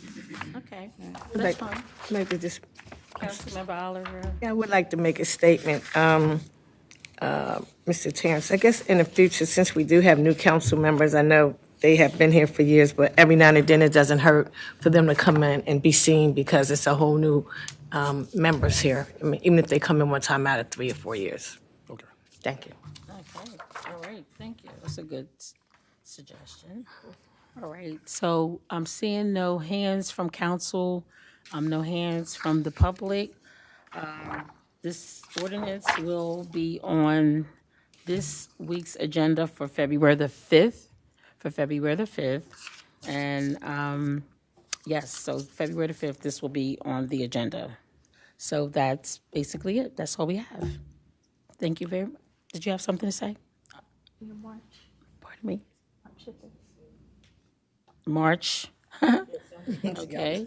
I wrote down February for whatever reason. March the 5th. Okay, March the 5th, it will be on this Thursday Thank you on very the much. agenda. Thank you, Mr.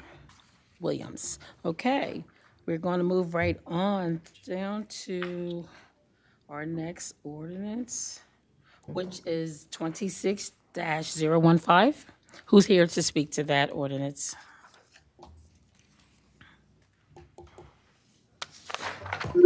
Good evening. Good evening. Good evening. I'm Robert Greco, the Budget Director. Hello, Stephanie Burglar, Deputy Chief of Staff. Yes, welcome, welcome. Okay, Can WITN put up Exhibit A? Oh, there we There we wow, go. nice and big. okay. Hopefully you have copies in front of you. Okay.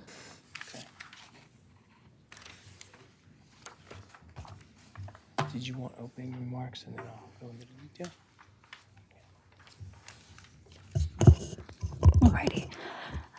Thank you, everyone. As you'll see as we go through the list of items in this budget amendment, this is a very necessary budget amendment for a couple of reasons. I will go into those items after Rob gives an overview, but we thank you for this opportunity to come before you and request this additional funding. Thank you. I'll let Rob go through. Okay. Yeah, so if you look at the sheet, the general fund net total increase in appropriations is just under $2.7 million, of which almost $2.5 million is attributable to two big items. One is the snowstorm cleanup, and the second one is funding for the city's 250th celebration. Those two items are 90% of this increase. The rest are just some minor changes in different staffing levels throughout a couple of departments.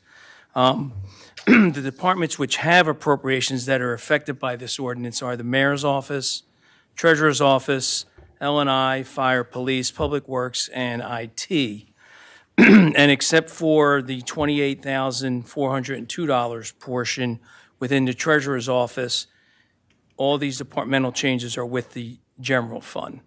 Now, out of that $2.7 million, just over $200,000 is ongoing changes, and that's attributable to those staffing reorganizations I spoke about.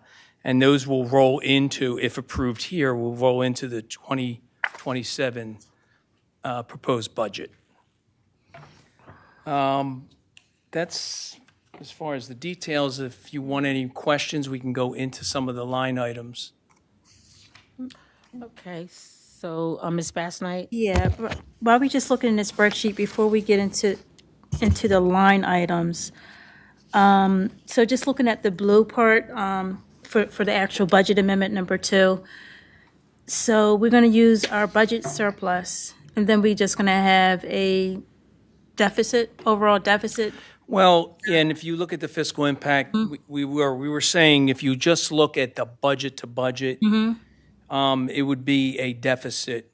However, second quarter expenditure review and second quarter WEFAC show that we will actually are projecting about a 2% surplus for fiscal year 2026. So it will be more than enough to cover this increase due to this budget amendment. Okay.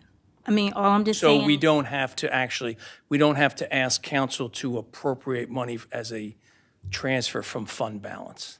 Okay. Oh, I'm just stating for the record. I mean, like, I just noticed this. I mean, I just don't recall us ever doing that way for anticipation. So it's almost like, I mean, we're deficit spending. I mean, knowing that, I mean, because we never know what's going to happen in the fourth quarter.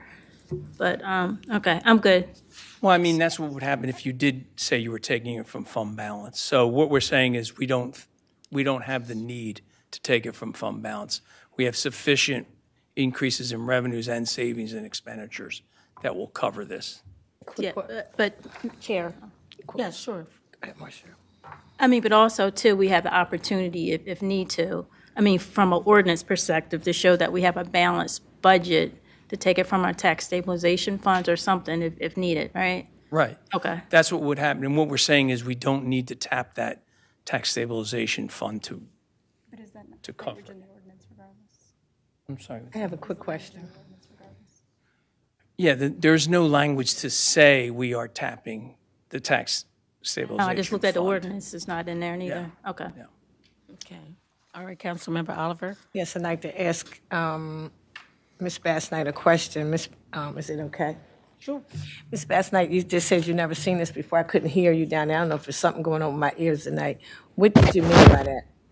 No, I mean, the budget director, I mean, he answered the question that anticipated revenues would be coming up in the upcoming quarter. Right. Okay, that's based on amendment on number 2. Okay, sorry. All right, thank you. All right, any other council members have any questions? Okay. Okay, is there anyone from the public that wishes to speak? Councilmember Owens? Just real quick, are we going to get down to the green part as well too? Or Yeah. Happy to. Yeah, just trying to open it didn't up know a if that little was bit. the end of the No, we're not. I was like, done. wait. I was looking myself. I can't see behind that screen there, so I just wanted to make sure. That's all. Makes sense. Alrighty. So yes, would you like me to go through each item? I know that it's a little later in the evening. Perfect. I'm more than happy to. Okay. So starting with the first item, this afternoon, Mayor Carney issued an executive order creating the new Office of Community Safety. This amendment will fund that position for the remainder of the year, along with a small MS&E budget. The office essentially will lead the development and implementation of a citywide community strategy for violence reduction. It will coordinate violence reduction activities among WPD, WFD, OEM, Parks and Rec, Public Works, L&I, support community-based prevention and intervention, partner with community organizations, et cetera. A large part of so essentially that's what this position will be doing, is leading those efforts and developing an overall strategy for community safety. In addition, the MS&E budget will be used for, essentially, we're largely envisioning it to hire a consultant for grant writing, because a lot of the activities, such as continuing the CPSI, will require grant funding. So we want this person to especially be dedicated to finding grant activities, hiring somebody to help them apply for those grant opportunities. The next major item is funding for the 250th celebration. I know that a copy of the report from the 250th Planning Commission was provided to Council on February 2nd. But if you have any specific questions about what this funding will provide, I am happy to dig into it further. Let's see. Next up, we have a new position being created in the Treasurer's Office. I know that we have Treasurer Sims here tonight, so if anybody has any specific questions about that position, he is more than happy to answer those. Next, we have a position in Human Resources. This is correcting an error that was made in the position allocation list during the budget process last year that accidentally made the risk manager position appointed rather than merit. We would like to correct that before the position is posted, as this is a bit more of a technical position. Okay, she's What number? on. I'm sorry. Oh, I apologize for that. If We're you look on in- number 5. I'm sorry, go ahead, you can speak. Go Oh, ahead. I'm sorry about that. Number 5. I got you. Okay, I'm sorry. Yep, I'll label them by numbers going forward. Just numbers, I'm sorry. Okay, so that's going on to number 6. This is a change that the Land Use and Planning Department has requested. When the plans examiner position became vacant, the department worked with Human Resources to redo the job description to better reflect the duties of the position and help attract somebody into the position.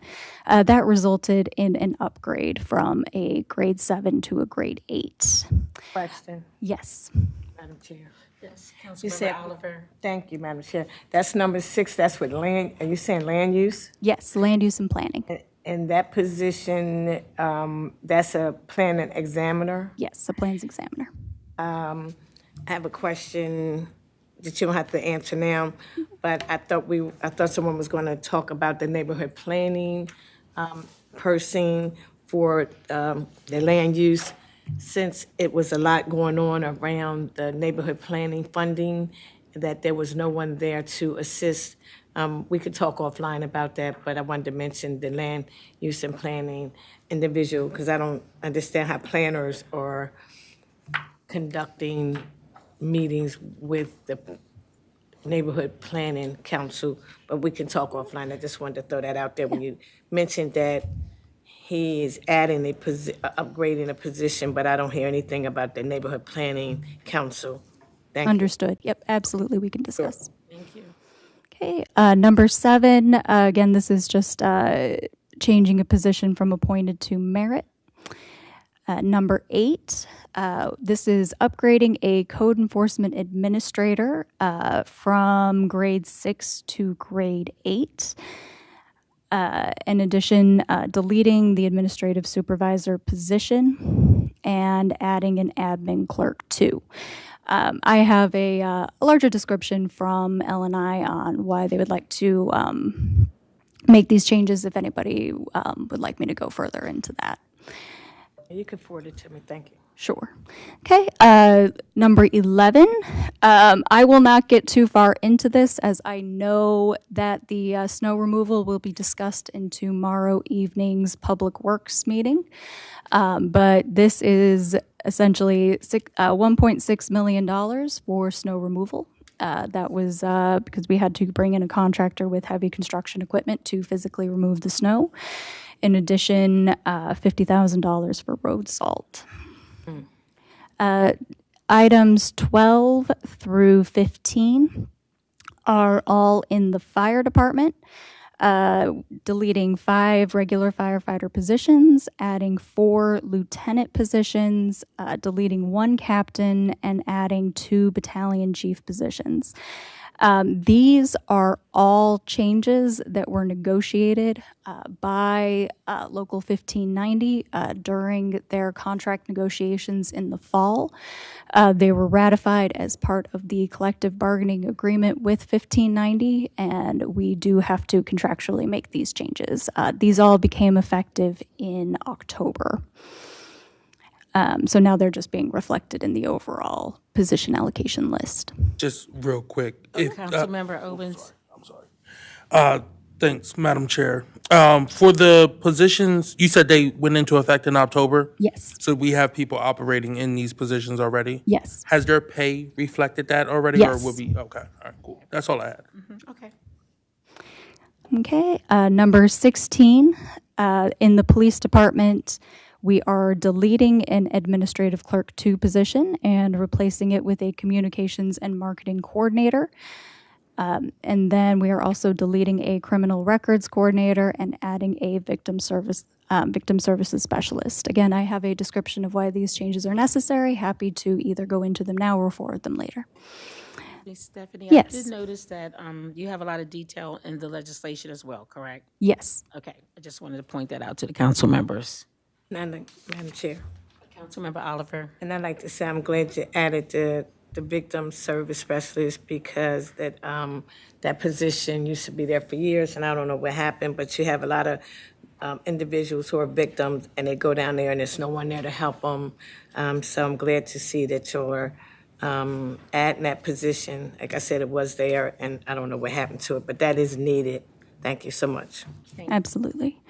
And then finally, in the police department, we are simply doing a title change for the police policy and communications director. We are changing that to the police department chief administrative officer as it better reflects that position's duties.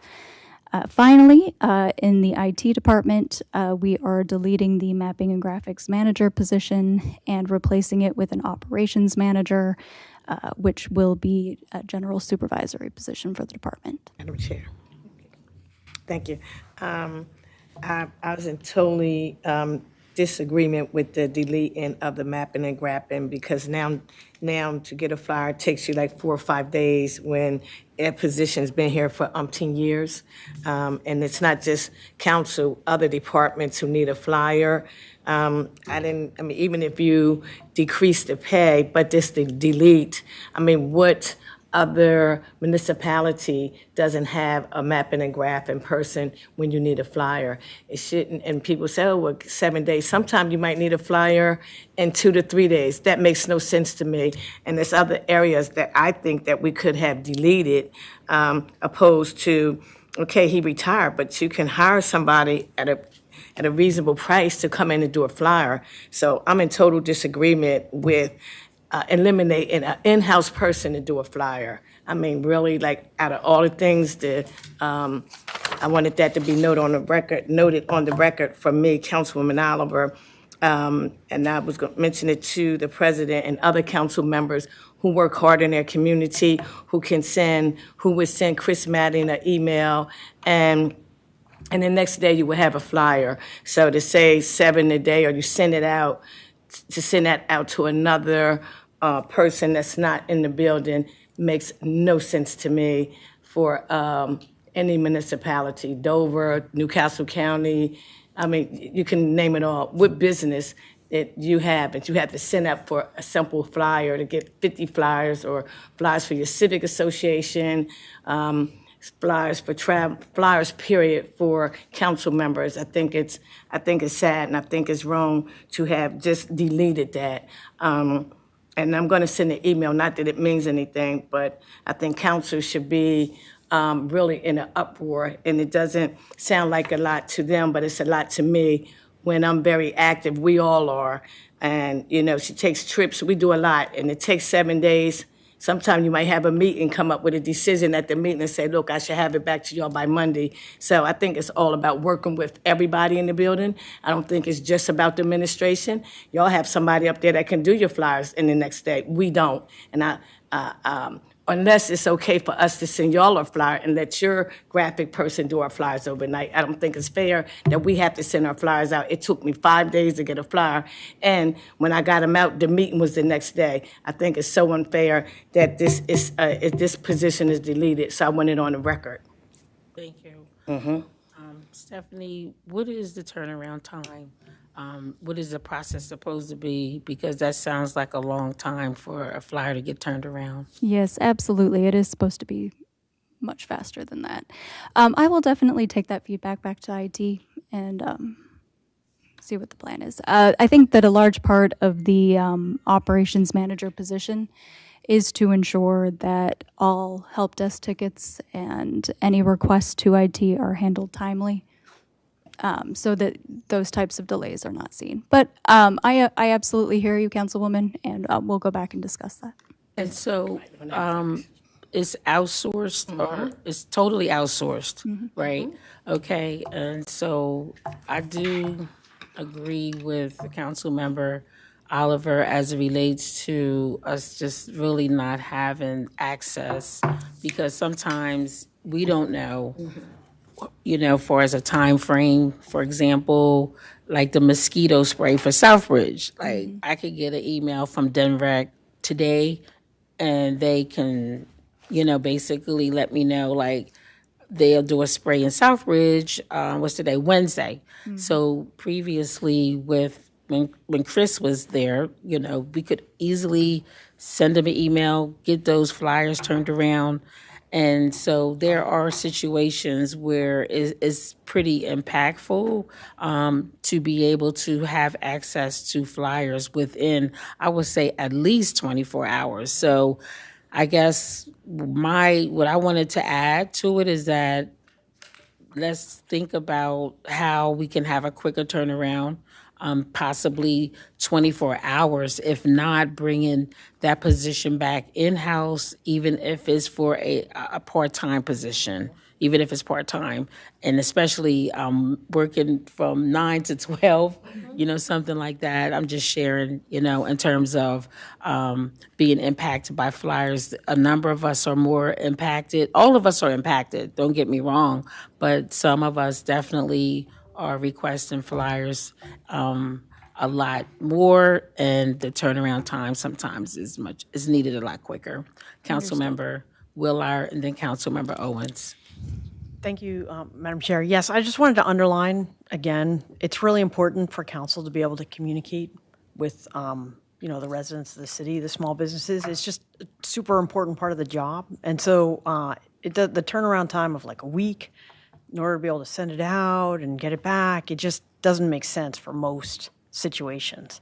And if we want to have, you know, a vibrant city where people feel engaged and people know what's going on, I would have to echo what Councilman Oliver said, that, you know, it would be great to have this service in-house so that we can, as a city, just, it's part of our commitment to communication with residents, so. Thank you. Councilmember Owens? Yes. My question has nothing to do with that. I wanted to go back to point number one, the adding the director of community safety position.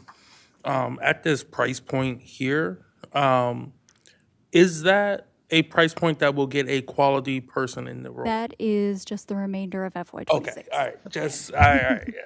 That makes more sense. So Thank any you of for these that. numbers, you should go ahead and double. Okay, all right. Double and add a little bit. And then I guess a follow up. There you go. Follow up, Follow up. Madam Chair. Going to point 21, then the deleting of the mapping graphic manager. I believe that, I understand that the gentleman who was in this role retired and everything. I think the role did more than just make flyers, correct, for the city. But I think we also have the capability with current council staff to do those flyers. So again, if that's one of the areas that we need to kind of refocus in on, I think we can have that conversation. But can I know you're adding a operations manager. That position, its capabilities is going to a contractor now, correct? So the operations manager, The or the the description for the mapping and graphics manager, correct. that That's is being outsourced. taken away because it's being outsourced. Correct. And then we're adding an operations manager. Correct. Okay, thank you. Excuse me. Councilmember Oliver? Yes, I'm making a suggestion to the administration to keep that position and maybe, as Councilman Harley said, no benefits, because council don't see it now. I know Councilman Harley's constantly taking trips. I know Will Hour's doing her thing with the garden up there, and you need flyers to put out in the community. And to outsource that, I mean, it's a lot of other things up here for a little 40,000 to hire somebody part-time. We should keep that. As I stated, it's always been in this building for years. This is the first time I've ever even heard council or elected officials not to have someone to send their flyers. It don't sound like a lot, but once it gets warm, when you're talking about a turnaround for 3 to 4 days, and we do have a communication person who is already extremely busy, I don't want to bank on her to be doing flyers and plus doing resolutions and doing Videos. just everything, videos, just out in the public doing, and I know that's part of her job if it's something simple, but he had a certain talent, and I've sat up there with her, and she couldn't even do it. We would have to send it to Chris to adjust whatever she put, because that's not her job, just to do graphics. She did the basics, but I still say, and I stand on it, we need that position added back into the budget, but of course, not for the amount that Chris, he was experienced with 30 years, prior to him, 35 years, somebody, as I'm going to repeat, it has always been here for umpteen years, and now that we have a new administration, you have new people, don't take it from us, take it from something that you don't want, don't take it out of the budget for something we utilize, because again, y'all have somebody over there, Ryan does all of your flyers, Parks and Recreation, we don't, so next thing you know, we won't be able to use that, it'll be, oh, that's why it's outsourced, so y'all don't care if our flyers take 4 days, 5 days, if somebody gets sick over there, because this has happened before, I know the people we work with, Chris, something large, Chris said we had to wait at least 5 to 7 days. I'm very familiar with this position because I utilize it a lot. So I'm here to say I would like that position to stay and just pay them whatever the $40,000 would be without the benefits, because you may have somebody out there with a wife who does that, so they don't need the benefits. And I think that's something we should talk about. I think that should be a conversation. So that's what I was going to say, Stephanie. If we could set up a meeting to talk about having an in-house person to do that job, if we could set up a meeting. Actually, our meeting tomorrow would probably be a 'cause she perfect does a lot. opportunity. Okay, sure. Okay, Councilmember Owens. Just real quick question. Thank you, Madam Chair. Quick question to our senior advisor. Just a point of clarity here. We do have a vacant part-time communications position on council side right now, right? Because we had someone leave. Yeah, so we do have a vacant comms assistant. Maybe we could modify that. Yeah, so one of the thoughts that I, just because we just talked about, I'm going to just say this. You made a good point in terms of a communications person and a graphics designer is not the same. And so that's why I think we need to have a meeting to talk about like what each one of those skill sets look like and a path forward from there. So Councilmember Owens, thanks for bringing that up. And I do think that there's an opportunity for us to do what is needed and hopefully strike a win-win with not, I guess, I don't know what the determining factor was not to refill that position. And so I think that's a part of the conversation that we need to have, in addition to us considering getting someone there part-time and also talking about the position that we're trying to fill on council side as well. Excuse me. So Councilmember Owens, are you good? Yes. Councilman Oliver, you good right now? Yeah, I was just gonna say one thing. It's Madam something. Chair. Oh, go ahead. Oh, Okay. Who's speak? Is this Councilmember Hackett? Yes, Madam Chair. Okay, go ahead. Yeah, I'm glad that you guys brought this all up, and I think you know, as we move in time, things are advancing. I think this is a great opportunity. Me and Councilman Owens was on a call talking about, vocational skills and how we can help our kids be able to also be a pipeline for the city of Wilmington. So, I think this is also a great opportunity to look at the funding, maybe a deleted position, but also an opportunity to contact Howard, Votech, and as they got digital media and other Votech with Wilmington kids, and see if they're possibly able to be able to create our flyers and be a part of our system as well, just to look at something totally different. Thank you. Thank you. Okay. Something else? Okay. All right. We have someone from the public that would like to make a comment. Victor Cushman, are you still there?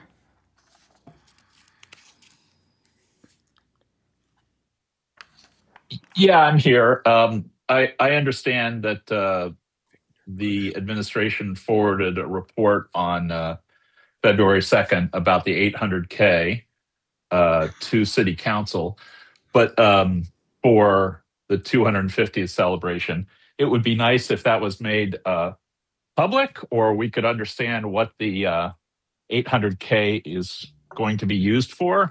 It's a lot of money. Okay, thank you. Duly noted. Ms. Bassnight? Yes, just one question. So for the snow, when the budget amendment was initially put together, we had the first snowstorm. So since then, we had a second one. Correct. So is the money allocated here enough for that second snow as well? Yes. Or it is? So here's the difference between the two snowstorms. The first one required snow removal. So that heavy construction equipment to pick up and move the snow. The second one, we were able to handle almost entirely with plows. So the only additional expense was in salt. And that was about $50,000, and we were able to cover that with the existing budget. Chair? Sure. Just one last question, too. Understanding the urgency, because that's the reason it's a mid-year budget amendment. So we have with public safety, with fire, public works, of course, with the 250th, as well as the fire department. Are all the other changes necessary to be made now versus the upcoming budget? So we realize the criticalness of the ones that I just mentioned, but. Absolutely. Well, definitely the fire. Yeah, I mentioned the fire and police. Absolutely fire, police. If we don't make that change to the risk manager position, we won't be able to hire until July 1st. Okay. Same thing with the other kind of performa changes, the upgrade, the plans examiner, the change from appointed to merit for the office manager, the change from grade 6 to grade 8. Essentially, that bumps out the timeline for hiring those positions, because you can't, you don't want to make that change to a position that's already been filled. Essentially, these departments have determined that these are kind of immediate operational needs, and not being able to hire these positions until the changes are made, essentially it makes our, the operations a bit more difficult, essentially. Just one follow-up? Yes. Okay, and so with those, so these positions have been vacant for a while this year? Yes. Okay. Thank you. You're welcome. I have a follow-up. One other question, Stephanie, as it relates to the 250th celebration, this number, was it calculated for anticipated projects? Because I know when the kickoff took place, It was announced that individuals can go online and they can submit ideals to see if different projects would be accepted. So this $800, it could be less than this, but this is sort of like a ballpark figure that y'all figure would cover whatever we want to spend for the most part. Correct. It's enough to cover all of the projects that were decided on by the planning committee, Okay, by the committee. Okay. Okay, so what about? which was a public body that met publicly with publicly noticed meetings. Okay, so is the cutoff, has the cutoff date already been shared in terms of the public making suggestions? I'm not entirely sure about that. I would have to ask Tina Betts, who kind of led the committee. But one, I don't think anything's completely set in stone at the moment. But two, at a certain point, you do actually have to start planning.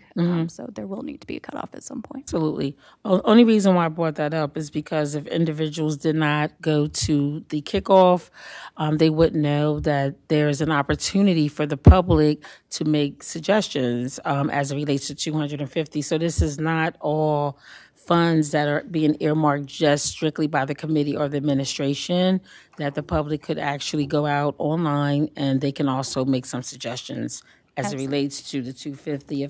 I just wanted to share that because of the public comment that was shared. Councilmember Weller? Yeah, I would just follow up on that. $800,000 is a lot of money. I mean, I think we only put 350 towards the water utility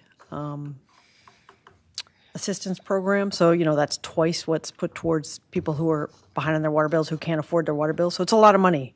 But has there been any effort to try to get some of the businesses or corporations to contribute to that? Because it's a great opportunity for, the private sector just to kind of get in front of the public and participate in the celebration. And it might be a way to save the city taxpayer some money. Oh, absolutely. I think that, fundraising is a large part of this. In addition, the state will be covering, I think, about $1.2 million. I would have to look back at the spreadsheet of costs. I apologize. My colleague is probably shouting the answers at home, but. I'd like to follow up. Councilmember Oliver? Thank you. I would like to say that the state is covering some of this. It's about 50 individuals. It's not closed. If you go online under 250, we just went on there last week and added something. So she's still taking suggestions, and it was like 50 people around the table from throughout the state. So this is not just all of the city of Wilmington. It's other funding coming in. Thank you. Thank you. Any other council members? Okay. You want to continue? I have one question. I'm sorry. Are you I think done? that's about all I had. Follow up. I'm sorry. Go ahead.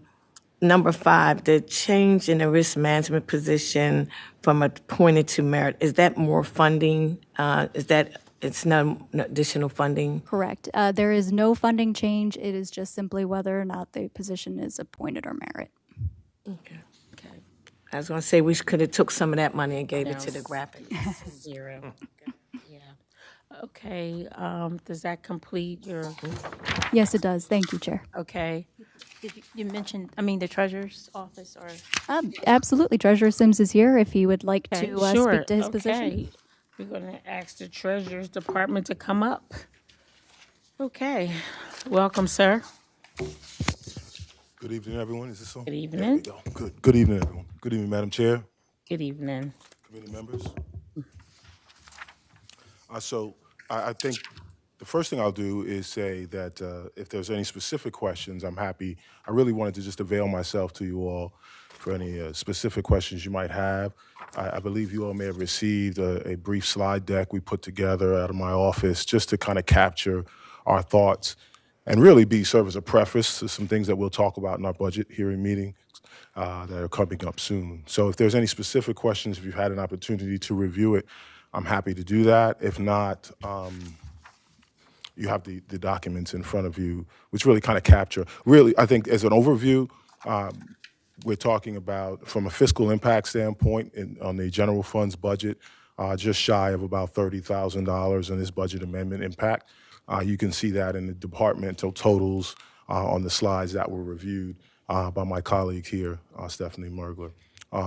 But happy to get into, of course, what you see here. Before I begin, though, any questions at all specifically that you think, given time, that you'd like me to jump to? Yeah, Madam Chair, I had a specific Oliver? question. Thank you. My specific question was the same question from before, and I don't see it on here, regarding the pension increase. And you said you would come back, that, is there an update on any pension increase for retired pensioners? So, yeah, you would not see that on. I know that's why you said if I had any specifics. Yeah, but I meant obviously specific to the budget amendment You we're didn't here say that. to. Well, I think that's what we're here to discuss, No, I believe. you But nevertheless, Be specific. we do have a pension commission meeting coming up, and I believe we'll address it in that meeting. Thank you. My pleasure. All right, so the position, as you see titled there, is the Manager of Communications Programs and Strategic Partnerships. If you go back to any of my previous budget presentations, you'll see that part of our office priorities has always been about community outreach. And of course, we've taken our time to really build this out now as the second year of my second term, after obviously finding out where all the pens are and how the business works, and making some strategic, I say that in jest, but making some strategic internal changes. Now we've moved on to really what is the second component of that community outreach, which is where we manage that in-house primarily and really direct our efforts into what we entitle as our financial wellness and empowerment program, essentially a financial literacy program, but it's focused largely on our employees, active employees, our retirees and pensioners. And I distinguish between retirees and pensioners all the time, and people ask me why. But I do that because there are some folks who retire or leave the city of Wilmington, but they're not receiving a pension yet. We still have a responsibility to those individuals who worked and served the city until they actually do turn into pensioners, if you will, and start receiving a pension. And so we do not want to leave those individuals out at all. You'll see very quickly the first bullet point underneath the title. I've highlighted, I think, what are the salient points of those, because it is, a tendency to be a bit verbose, in the language, but we did that on purpose because, for posterity purposes, we wanted to live on and be a document that you all will see for some time. It's the only elected office without a dedicated communications outlet. I put that first because I think that is very critical to point out. We are the only office in city administration that actually has a commitment to our employees once they actually leave. Right? The pension office, no matter when an active employee then retires and crosses over to be a pensioner, if they leave the city or if they move on out of the country for that matter, we still have an obligation to communicate with those individuals, not just on the monthly basis that we send them their pension, but any changes that happen from the pension board. Any other communications that happen with respect to pension administration, we have an obligation to communicate to them. And of course, what I've found and learned over the years is that that communication could use some enhancement. And as well, we have an obligation to communicate to our active employees on a regular basis. I think that was part of the discussion with the position allocation changes, et cetera. But the bottom line is that we do not have that outlet at the moment. We have not had it in the history of the office or the treasurer, as far as I'm aware. We seek to establish that position to lead communications on those items. Secondly, you'll see this is a mission-aligned role. I mentioned at the outset that part of my departmental office priorities has always been about outreach. And that outreach is both internal and external. And last but not least, as I mentioned, it's a financial empowerment requires collaboration. So you hear about that all the time, right? When financial literacy, financial wellness, financial empowerment, oftentimes you have advisors and advocates.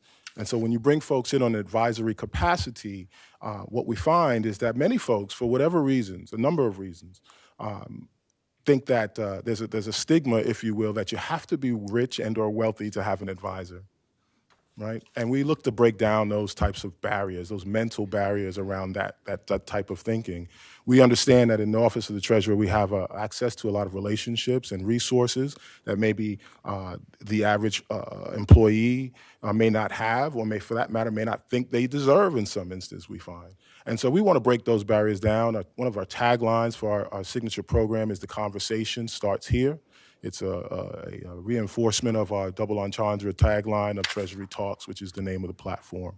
So whether it's working with our banking partners, government agencies, not-for-profits, educational institutions alike, we look to be a conduit to bring all those relationships and resources to bear on behalf of our active employees, retirees, and pensioners. To the right, you see some of the core responsibilities of the position. Whether that be overseeing and implementing a comprehensive communication strategy, again, for our office, or for that matter, design and implementation of our financial empowerment and wellness program, obviously managing those strategic partnerships and relationships related to achieving those goals, and obviously a comprehensive communications platform as well to support our employees, retirees, and pensioners. Okay. If we can go to the next and final, I believe there's 2 more slides. The next slide, if you will. Thank you. So you see some of the pillars of our work, and not to belabor the point or reiterate maybe something we said already, but financial empowerment and wellness is the primary goal of the communicative outreach program. It's entitled Treasury Talks. We established it late last year in 2025, in October to be exact. If you look to the right underneath the calendar of events that we've delivered thus far, Treasury Talks launched off in October 2025. So it's a core financial wellness and empowerment platform, right? It features our programming, in-house programming, as well as programming that we leverage that already exists with some of our partners. And so, for example, TD Bank, as being not just one of the city's banking partners, but obviously a significant presence here in the city and in the outskirts of the city as well. So they have a specific and a commitment to our area and our city from a banking partner perspective. What we found after talking with them and others is that they already have in-house programming, that they have trouble getting the word out on. And so again, with the goal of this Office of the Treasurer serving as a conduit to leverage the relationships and resources to bring that baked-in information to our employees, retirees, pensioners, but also to citizens alike. And so Treasury Talks, the platform, has to be created to actually deliver that communications message and programming. We also see that we plan on having these wealth building boot camps, cohort-based style. So we've already partnered with some vendors to purchase programming around financial wellness and specific goals, 14-week curriculum to roll out for those who are at a next level beyond just your basic blocking and tackling, if you will. I know football season's over, but your basic blocking and tackling, right, around financial empowerment. So we're talking about those wealth building boot camps, strategic opportunities that align with our partners, and then, of course, as I mentioned, position us as a primary vehicle to drive these results. So a list of calendar of events delivered, and we have some more coming up as recently as this month coming up around our legacy pension plans that we serve as pension administrator for, those plans 1, 2, and 3. And the last slide, very quickly, is just some of the partners that we have across those different sectors that we'll be participating with in the future, have already had conversations with about what programming will look like, or for that matter, been able to deliver programming already with them. Happy to answer any questions. Councilmember Owens. Thank you, Madam Chair. Just real quick, this is for internal city employees only, or do you plan to partner with some of our community partners, like community centers as well? Both. Okay. Yes, sir. We plan on doing both. We started with the launch internally. Our focus largely is going to be there around securing information and programming for our 1,500 plus and active employees, and of course retirees and pensioners alike. But yes, the goal is to take it to the larger community as well. Okay. Follow up. Sure. And if you need help connecting with some of those community centers, I know I have 3 in my area, but there's a ton that could benefit the youth in the city of Wilmington could really benefit from something like this as well too. Wonderful. Yeah, that is part of our goal as we continue to move through our fiscal year budgets to seek with external partners and try to really build out as much of a robust platform as possible. Thank you. Yeah, my pleasure, sir. All righty. Councilmember Oliver, then Bracy, and then Councilmember Hackett. Yes, Mr. Treasurer. Yes, ma'am. I'd like to know when's the best time I can catch you in your office. I'm available all day, every day during normal business hours. And if I have an appointment on my schedule or my calendar, executive admin for the office is happy to let you know, or you can contact me directly. Okay. Monday through Friday, you're in your office pretty much, you're saying? Yes, ma'am. Available. Yes, ma'am. Okay, just double checking. Okay. Thank you. Thank you so much. Councilmember Bracy and then Hackett. Thank you. I just wanted to say, Mr. Treasurer, thank you for what you're doing in around financial empowerment. I did attend the Treasury Talk launch and been really excited about this work. I literally was just talking to our council staff this morning about the need for more economic education around economic mobility, because a lot of the issues and challenges that we hear from our constituents all stem from that root cause of economic mobility. So, and so really understanding that no matter what your income, having a strong financial plan should be part of what you're doing in your practice. So I'm really excited about this work, in any way that I can be supportive. Just please let me know. Thank you, Councilwoman Bracy. We appreciate your attendance and support. This is for city employees only, or? No, ma'am. So we're focused on both city employees, active, retirees, as well as pensioners. And then, of course, we will have an external component as well. We will have an external component as well. So for the city at large, citizens at large. Okay, thank you. Yes, ma'am. All right, Councilmember Haskell.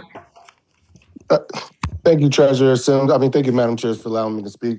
Treasurer Sims, I just want to say thank you for the great work. You were elected alongside of everybody that sits in front of you and that stands on the side of you. So, I think you should always have your own voice, especially when you're talking about the city finances, to be able to have that, true, clear path for everybody in the city to understand what our finances look like, especially for our pensioners. So once again, great work. Thank you, Councilman Hackett. Yes, and I love the fact that you are being proactive in terms of putting programs out there that you probably have been getting feedback as well in terms of the information that employees, pensioners, retirees need. And not only that, but my other question is this: do you have a pipeline that when you know that there are individuals, do you have a way of flagging those that are becoming pension eligible, fully pension eligible, flag them and sort of like get them teed up just in case they decide to retire? And that way you're more proactive and ready and having everything effectively and efficiently ready for them. So if they decide to retire, maybe not, but if they do, then things are already in place. Yes, Madam Chair, great question. And the short answer to that question is yes. In fact, this March is Treasury Talks planning that's coming up next week. I believe it's the 10th, if I'm not mistaken. It's actually targeted for active employees who are approaching retirement age. Okay.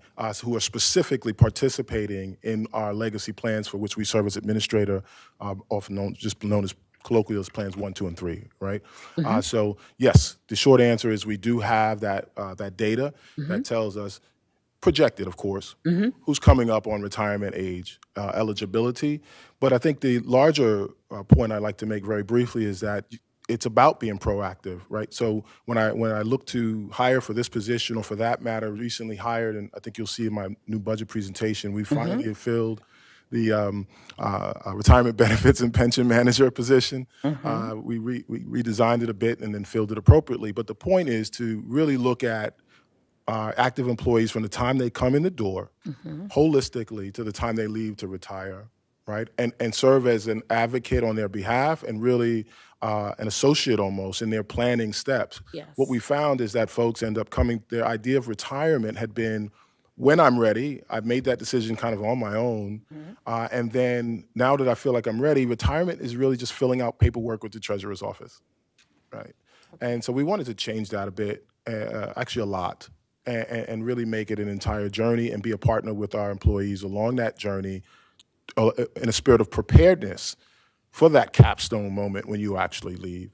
And so, yes, we have an opportunity to use that data in a much more meaningful and proactive way. Awesome. Thank you. My pleasure. Any other council members? Seeing none. If I may, Madam Chair, I'd just like to thank our colleagues in the mayor's office. Yes.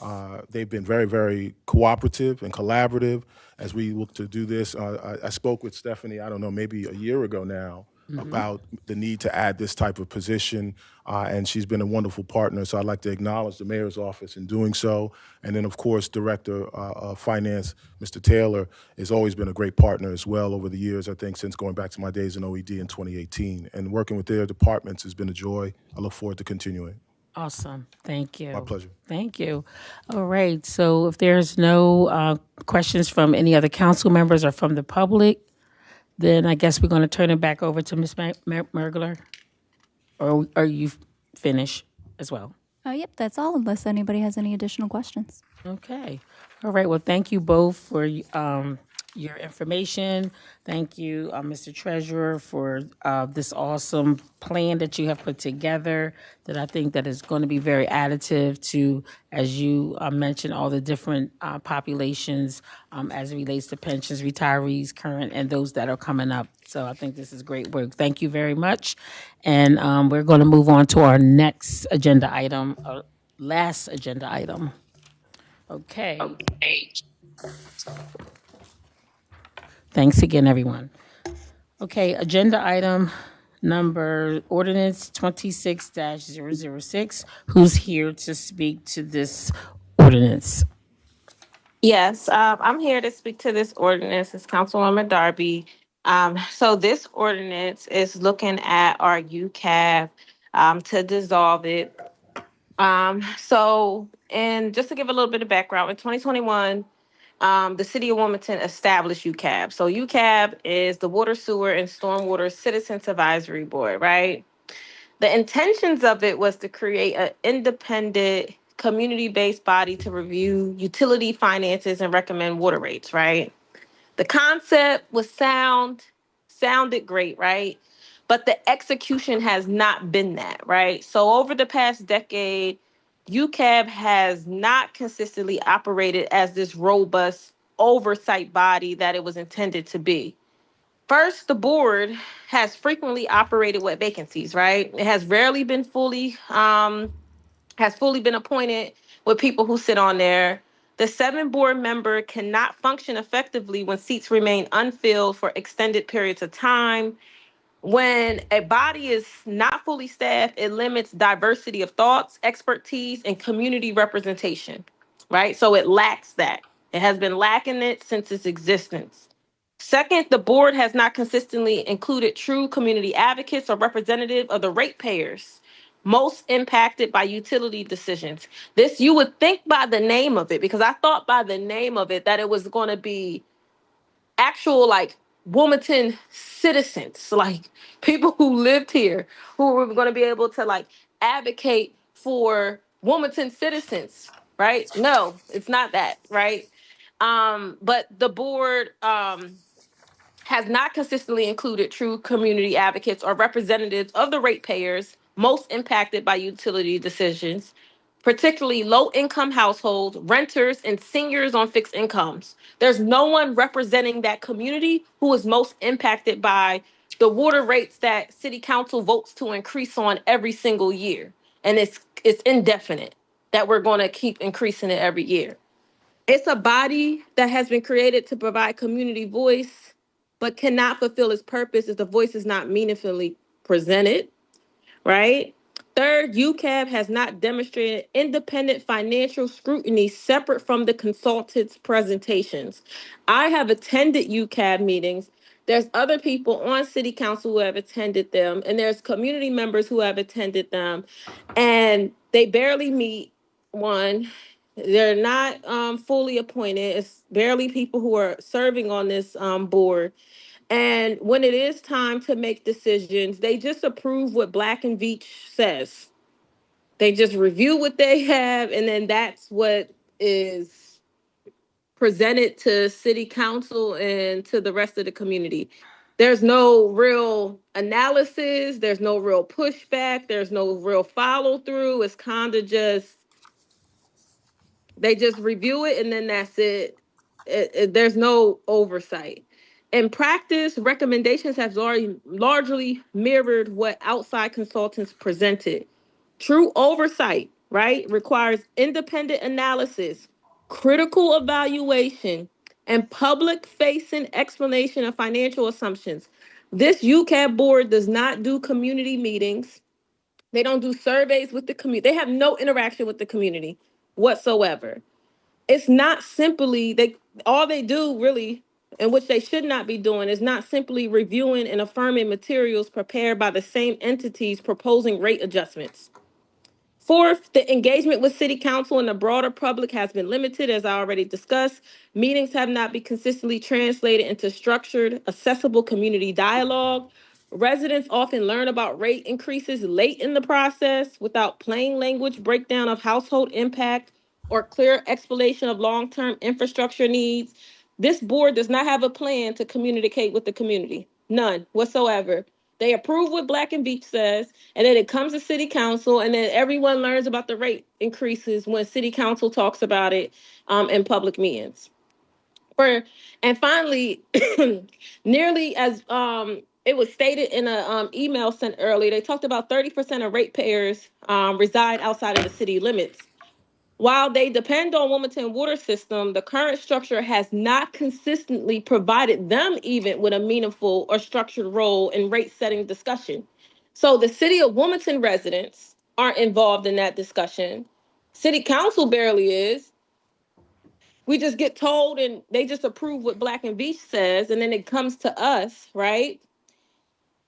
So that 30% of people that they're talking about, that the administration is talking about, they're not even involved in the process. There's no one representing them. So we have to maintain a board, I think, that has struggled to meet regularly, struggled to maintain full membership, struggled to demonstrate independent review. They struggle to provide community engagement, does not strengthen transparency. It creates an appearance of oversight without the substance of it, right? Dissolving it is not about eliminating accountability. It's about that we acknowledge that our existing structure has not worked as intended, and we have to build something stronger in its place. So once dissolved, there are different models that we can do. And like one example of a model we can do is a utility rate and accountability commission, right? And where we can put clear benchmarks in it, where we expand representation to include both city and county rate payers, right? Actual people who are rate payers. Require mandatory public hearings before any rate increases, where the community can come out, just like how they do with Delmarva. They have public hearings. We don't do that at all. There's no public hearings that this UCAB board does. There should be published plain language rate impact summaries for households and small businesses. This should be explained. There should be a marketing campaign. This should be a communication to our community. This board does not do that. We need to provide, it needs a future board or commission can provide independent financial review separate from the administration's consultants, because Black and Beach is the administration's consultants, right? And they've been around for a long time. They do the same thing every single time. They're involved in the politics of whatever administration they're in. And then all this board does is approve what the current administration is whatever the current administration wants. And I think we have to create a very public way of showing like how revenue, infrastructure needs, debt obligation, affordability impacts. I think that it is time that we really look at how do we look at something that is responsible government, right? That really looks at our systems, and we have a structure that is very about transparency, equity, and long-term sustainability, not continuing to keep doing the same thing, have the same structures that don't work, that aren't effective, that doesn't involve the community, and doesn't have any transparency at all. So that is why I am presenting this ordinance. So, Thank and you. that, and I land my plane. Okay. Thank you.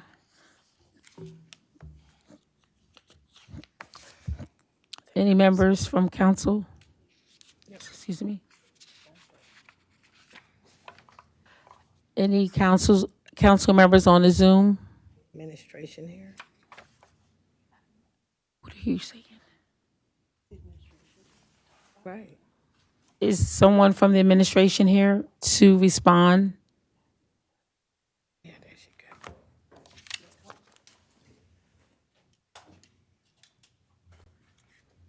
go. Good evening. Kelly Evening. Williams, the Commissioner of Public Works. Brett Taylor, Director of Finance. I mean, I don't know what there is to really say or comment other than, 10 years ago, the UCAB was created to represent both city and county citizens. And without that process, then it would literally just be council deciding on rates. That's it.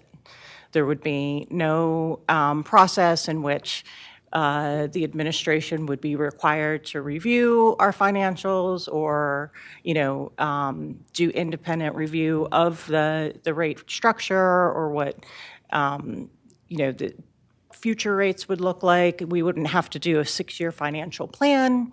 We wouldn't have to do any of that. That's already built into the UCAB. So by abolishing it, it would then just be in your hands to decide what a rate increase would look like without any other sort of substitute.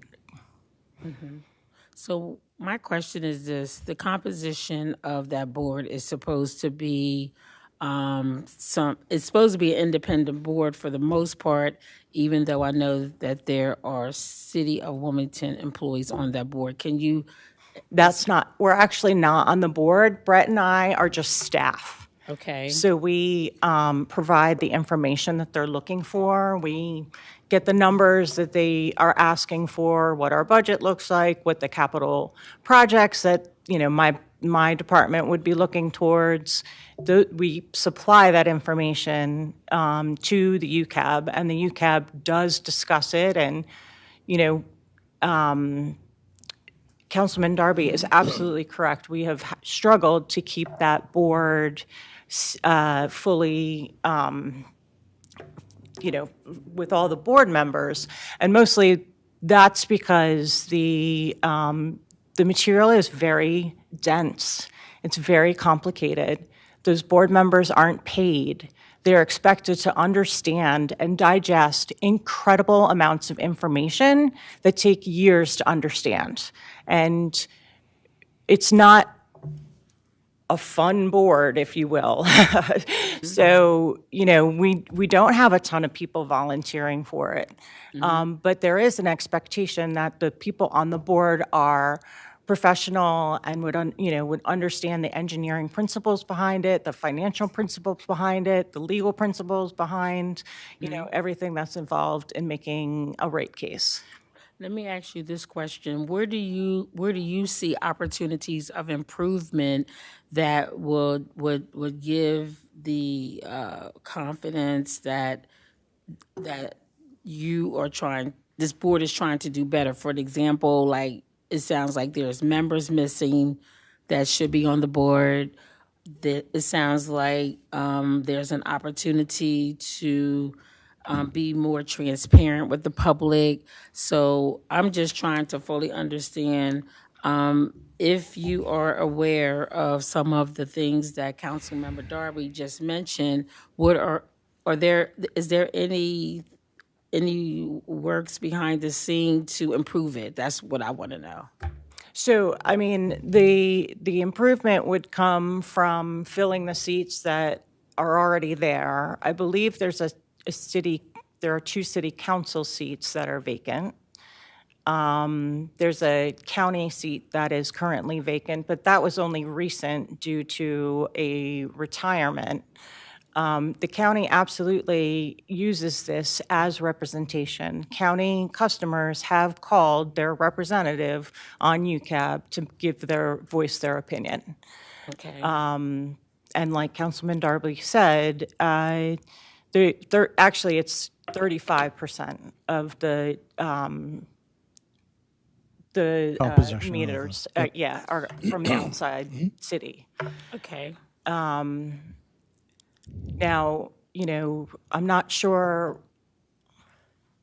where Councilwoman Darby is getting some of her information, but we have had many citizen activists who were on the committee years ago.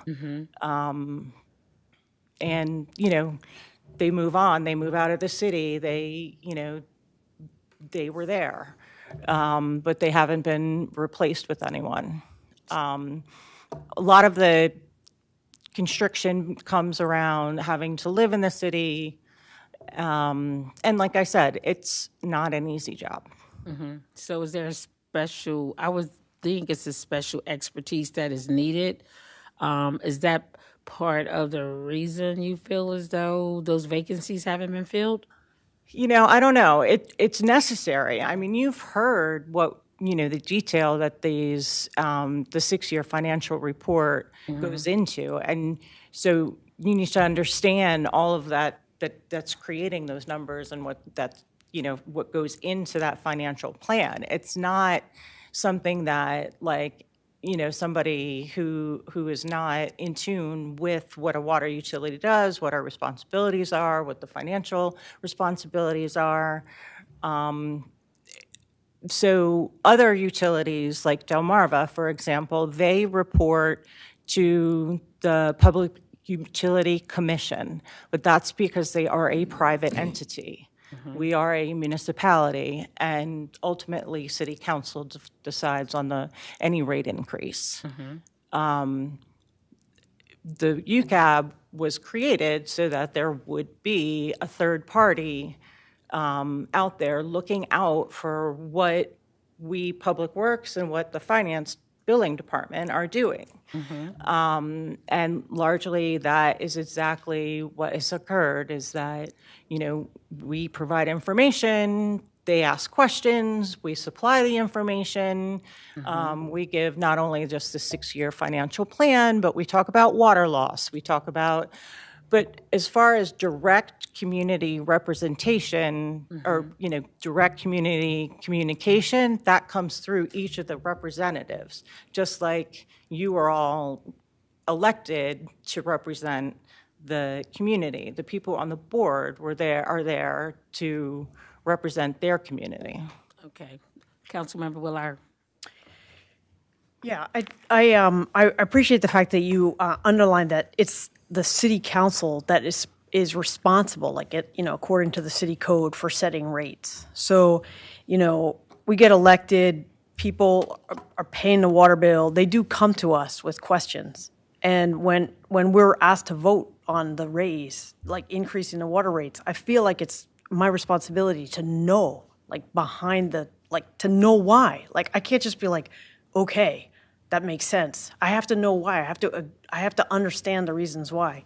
And I think city council, we don't get that information. Like, I am really concerned that we don't get actually the justification for why water rates should be raised. And I really think that no matter how complex, you know, it is, I think we could understand.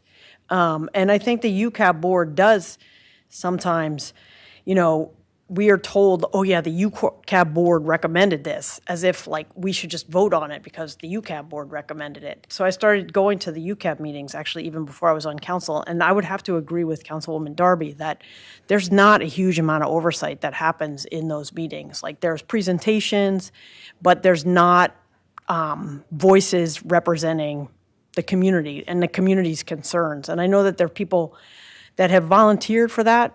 You know, I know people from the Homes campaign wanted to be on the UCAB board, but weren't, I don't know, nominated or weren't allowed to serve. So I think that adding balance to the UCAB board is like super important. We can't just have, we need to have the community voices. If it's going to be it's supposed to give advice to council.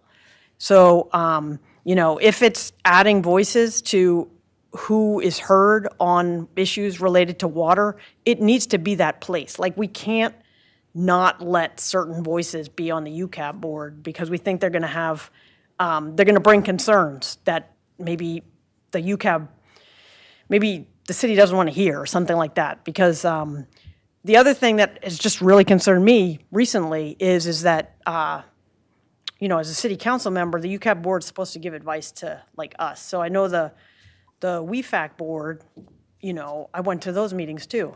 And in those meetings, the city council members get to participate, no matter if you're on that board or you're like the chair of the finance committee, you can still ask questions, you can still like say something. But the UCAB board, the last couple of meetings, city council members who attend, like cannot even, like we're not even allowed to speak. Like there's public comment at the beginning of those meetings, and then the conversation that there's a presentation from the outside city consultants, and then the meeting is like over. And I just think if the UCAB board is there to give advice to city council, it doesn't make any sense not to allow city council members to participate as like active participants in the conversation at UCAB board meetings. Like it's just doesn't make any sense to me. So I do agree with Councilwoman Darby that there are things about the way the UCAB board is operating right now that are really broken. And we need to have a really serious conversation about, are we getting the oversight of what's going on with our water utility that we need? And how is council playing a role in that?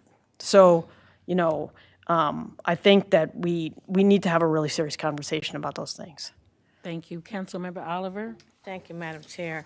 I too have attended UCAP meetings in the past when it was fully active.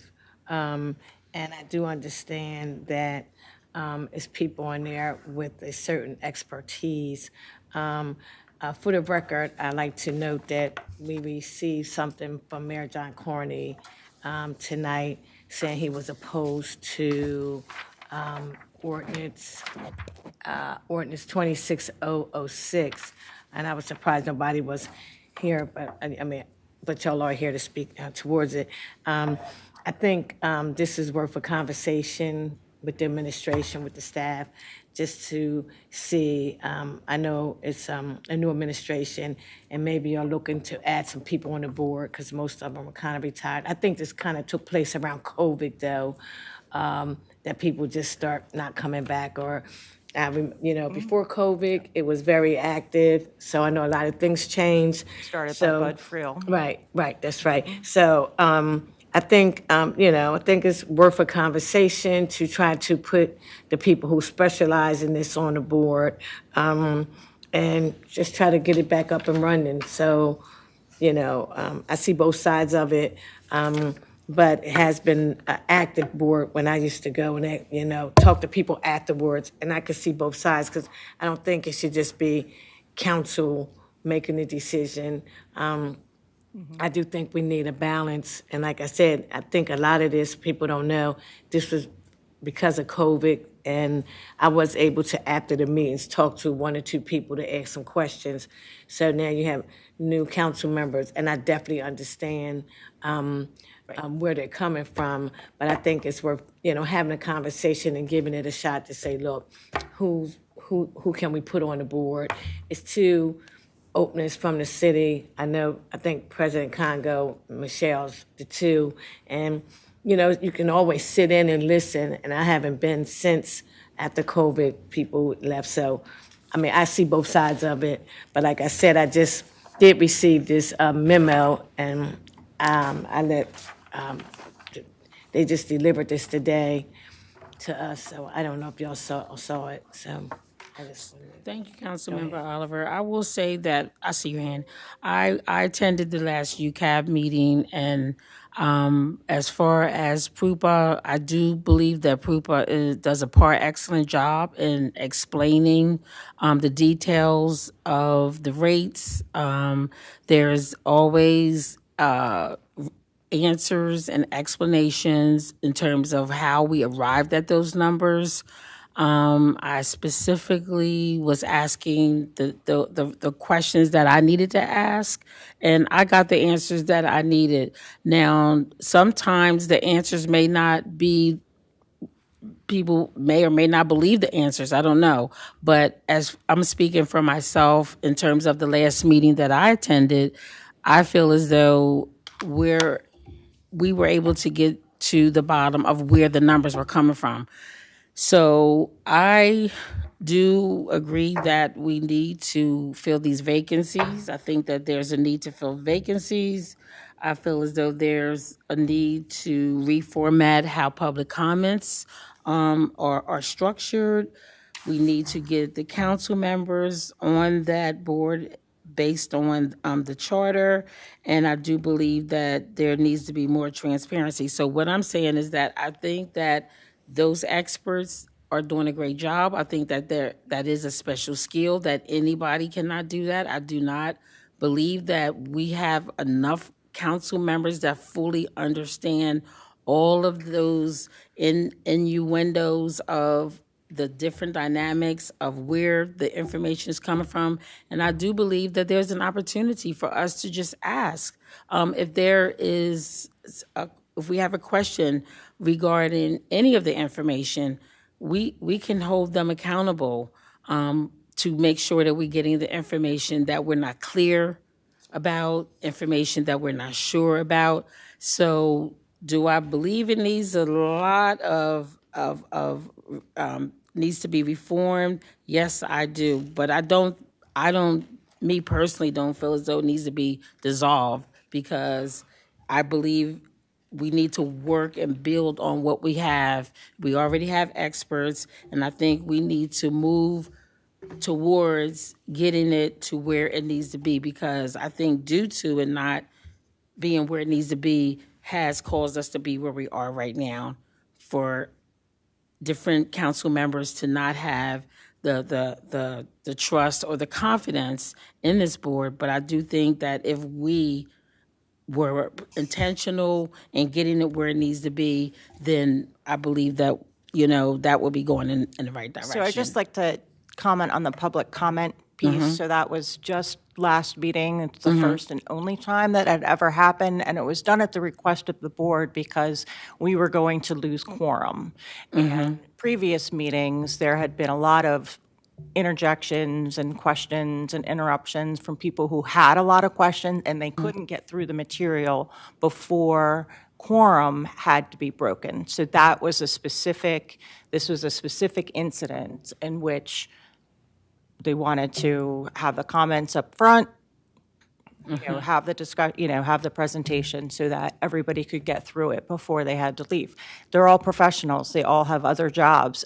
When you reach the 2-hour and 20-minute mark, people are kind of done. And then when you have other people who are interjecting and asking questions who are not on the board, those board members get frustrated because they have a job to do.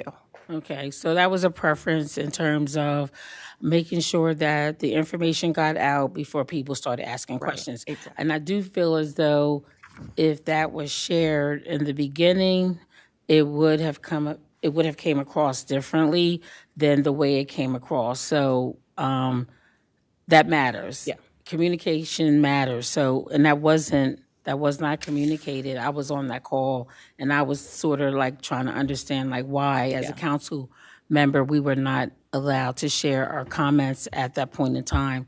So, Councilmember Owens, but I do think it has a lot to be desired. The UCAP board has a lot to be desired, and I would love to see the administration or the appropriate people be more intentional about getting it where it needs to be. Councilmember Owens. Yes, a few things, Madam Chair. One, I would just like to correct a record from Councilwoman Oliver. So you and Council President could not be members of this? Correct. Just to clarify that no public or appointed officials of the city or city employees can be members of this committee. From my understanding, this is a 11-person body, correct? 2 from City Council President, 2 from County Exec. Those 4 go to the mayor to appoint, and then the mayor gets 7 of his own. Not 7, no. It's 7 total. It's 7 total. Yes. Okay. And then Brett and I serve as staff. So of the 7, how many are vacant currently right now? 3. 3. Okay. And has this administration appointed anyone yet? Yes. Okay. All right. When it comes to just better communication between this community advisory board and city council, is it something that we can do to work on that to better streamline? I mean, it's it's up to the board. We're only staff. And Brett and I don't have the resources to have like it's how much resources do you want to put into the board, right? It's a free board that's paid. It's not paid. They're volunteers. So, I mean, it depends what you're looking for, right? If you want a full-time staff person dedicated to the board to be able to do that community engagement, that's something we can look at. That's, one of the improvements that can be made. But they're professionals who have other jobs who give, a chunk of their time to a dense topic. And so, I'm not sure. There's a couple other observations. One is that the UCAB meetings are pretty frequent, right? I mean, we have them at least scheduled once Every a month. other month, Every yeah. other month, right? Yep. Better notification about the UCAB and having people attend to have, we've scheduled primers for city council members. We had gone through 2 weeks of that. 9 hours. Yeah.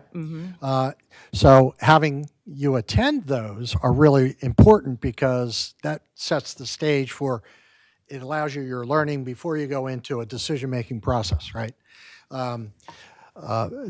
Those kinds of things are really, really helpful. If we can get together and have those conversations outside of a public hearing, you'd get more of the technical intel, so that when you go into the public hearing, you could end up having those things.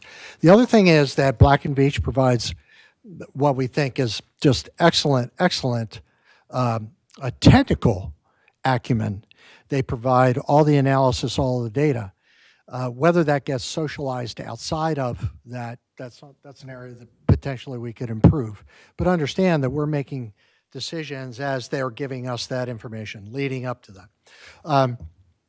I will tell you that also we've made decisions that are independent of the UCAB. I mean, the UCAB comes in and says, this is what is necessary in order for us to have a self-sustaining, self-contained, without any general fund subsidy, water sewer operation, right? And they will come in with a particular rate structure based on what the best industry practice is. And then we go into the small p political process whereby we're making decisions about what the rate would be relative to consumers' ability to pay it. In many cases, we've gotten double-digit recommendations from both Black and Veatch and UCAB, and we have come down in terms of what we recommend ultimately to City Council and what City Council will pass.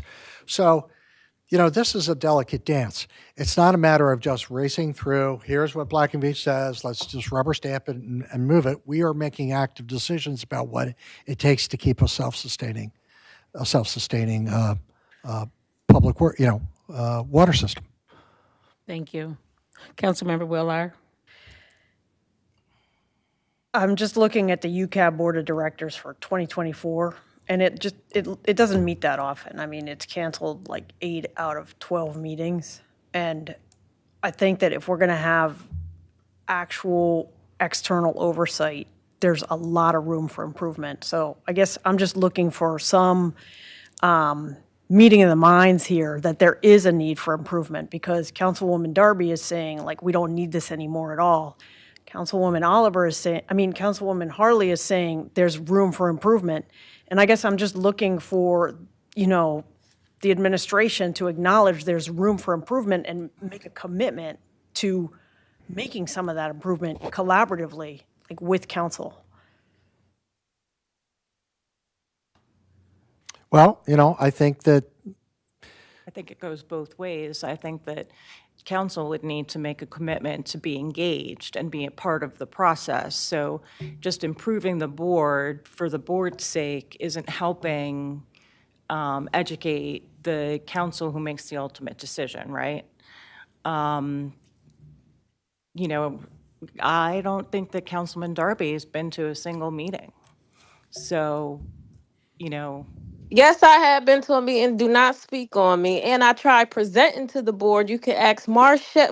I tried presenting to them last year about affordability, and they wouldn't let me present to them. They would not let me have conversations. So don't speak about what I have and haven't done without talking to me. So keep your assumptions to yourself. Councilman Willard. I must have missed her because I've done every UCAB meeting for the last 10 years. Okay. Thank you. I apologize that I missed you. Okay. Are there any other questions from any other council members? Is there anyone here from the public that wishes to speak? Yeah, I would like to close out my legislation. Sure. Yes, as I stated before, I have tried presenting to the UCAB to talk to them about affordability. I have tried to be engaged with the UCAB. I went to a meeting in my last term. I went to 2 or 3 meetings trying to present and talk to them about affordability. I wanted to talk to them, created a presentation. There was no engagement. Asked the administration for help. Nothing. Nothing. Okay. So I have been to meetings. I have tried engaging with UCAB. I even tried to have a meeting with the president at the time. So please don't speak on me. But again, this legislation, this piece of ordinance is strictly about transparency that this board does not have. It was created in 2021 with good intentions to provide independent oversight, transparency, and community engagement about water rates. It does not make decisions about our water rates. All they do is approve what the administration's consultant, Black and Veatch, says to do. They're just a bypass organization to make it seem like there is oversight when there really isn't any oversight. So I think it should go and we start over. But I know City Council loves reform. Reform, again, is just Band-Aids. They're just temporary. They don't fix the real problem. And the problem in the root needs to be cut off and you start over from scratch. But I know I'm not going to have support to dissolve it, but I'm going to go through with it because this conversation needs to be had about how terrible UCAB is, and it needs to start over. Thank you. You're welcome.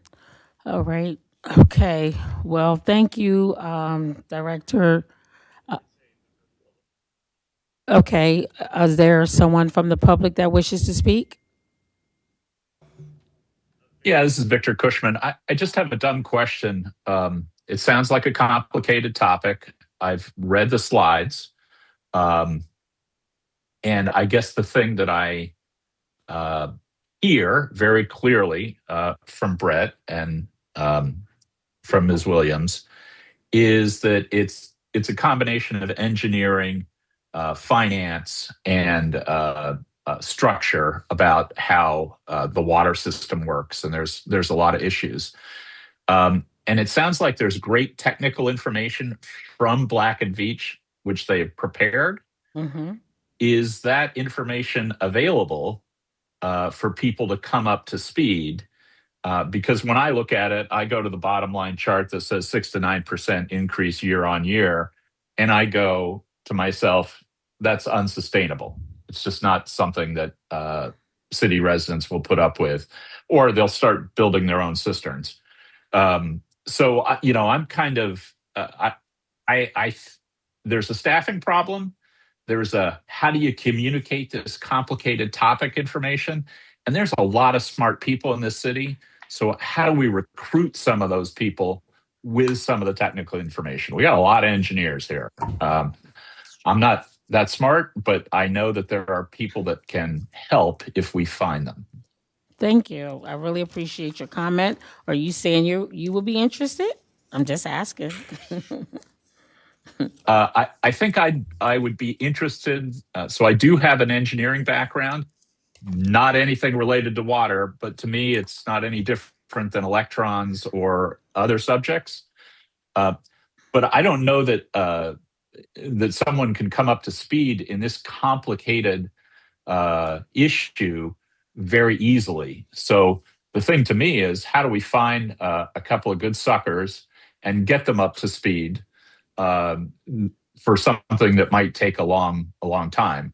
And in the past, we recruited people from DuPont. That's how one of our city auditors became the city auditor. She was in the finance department there. We have other companies where we've recruited the public in.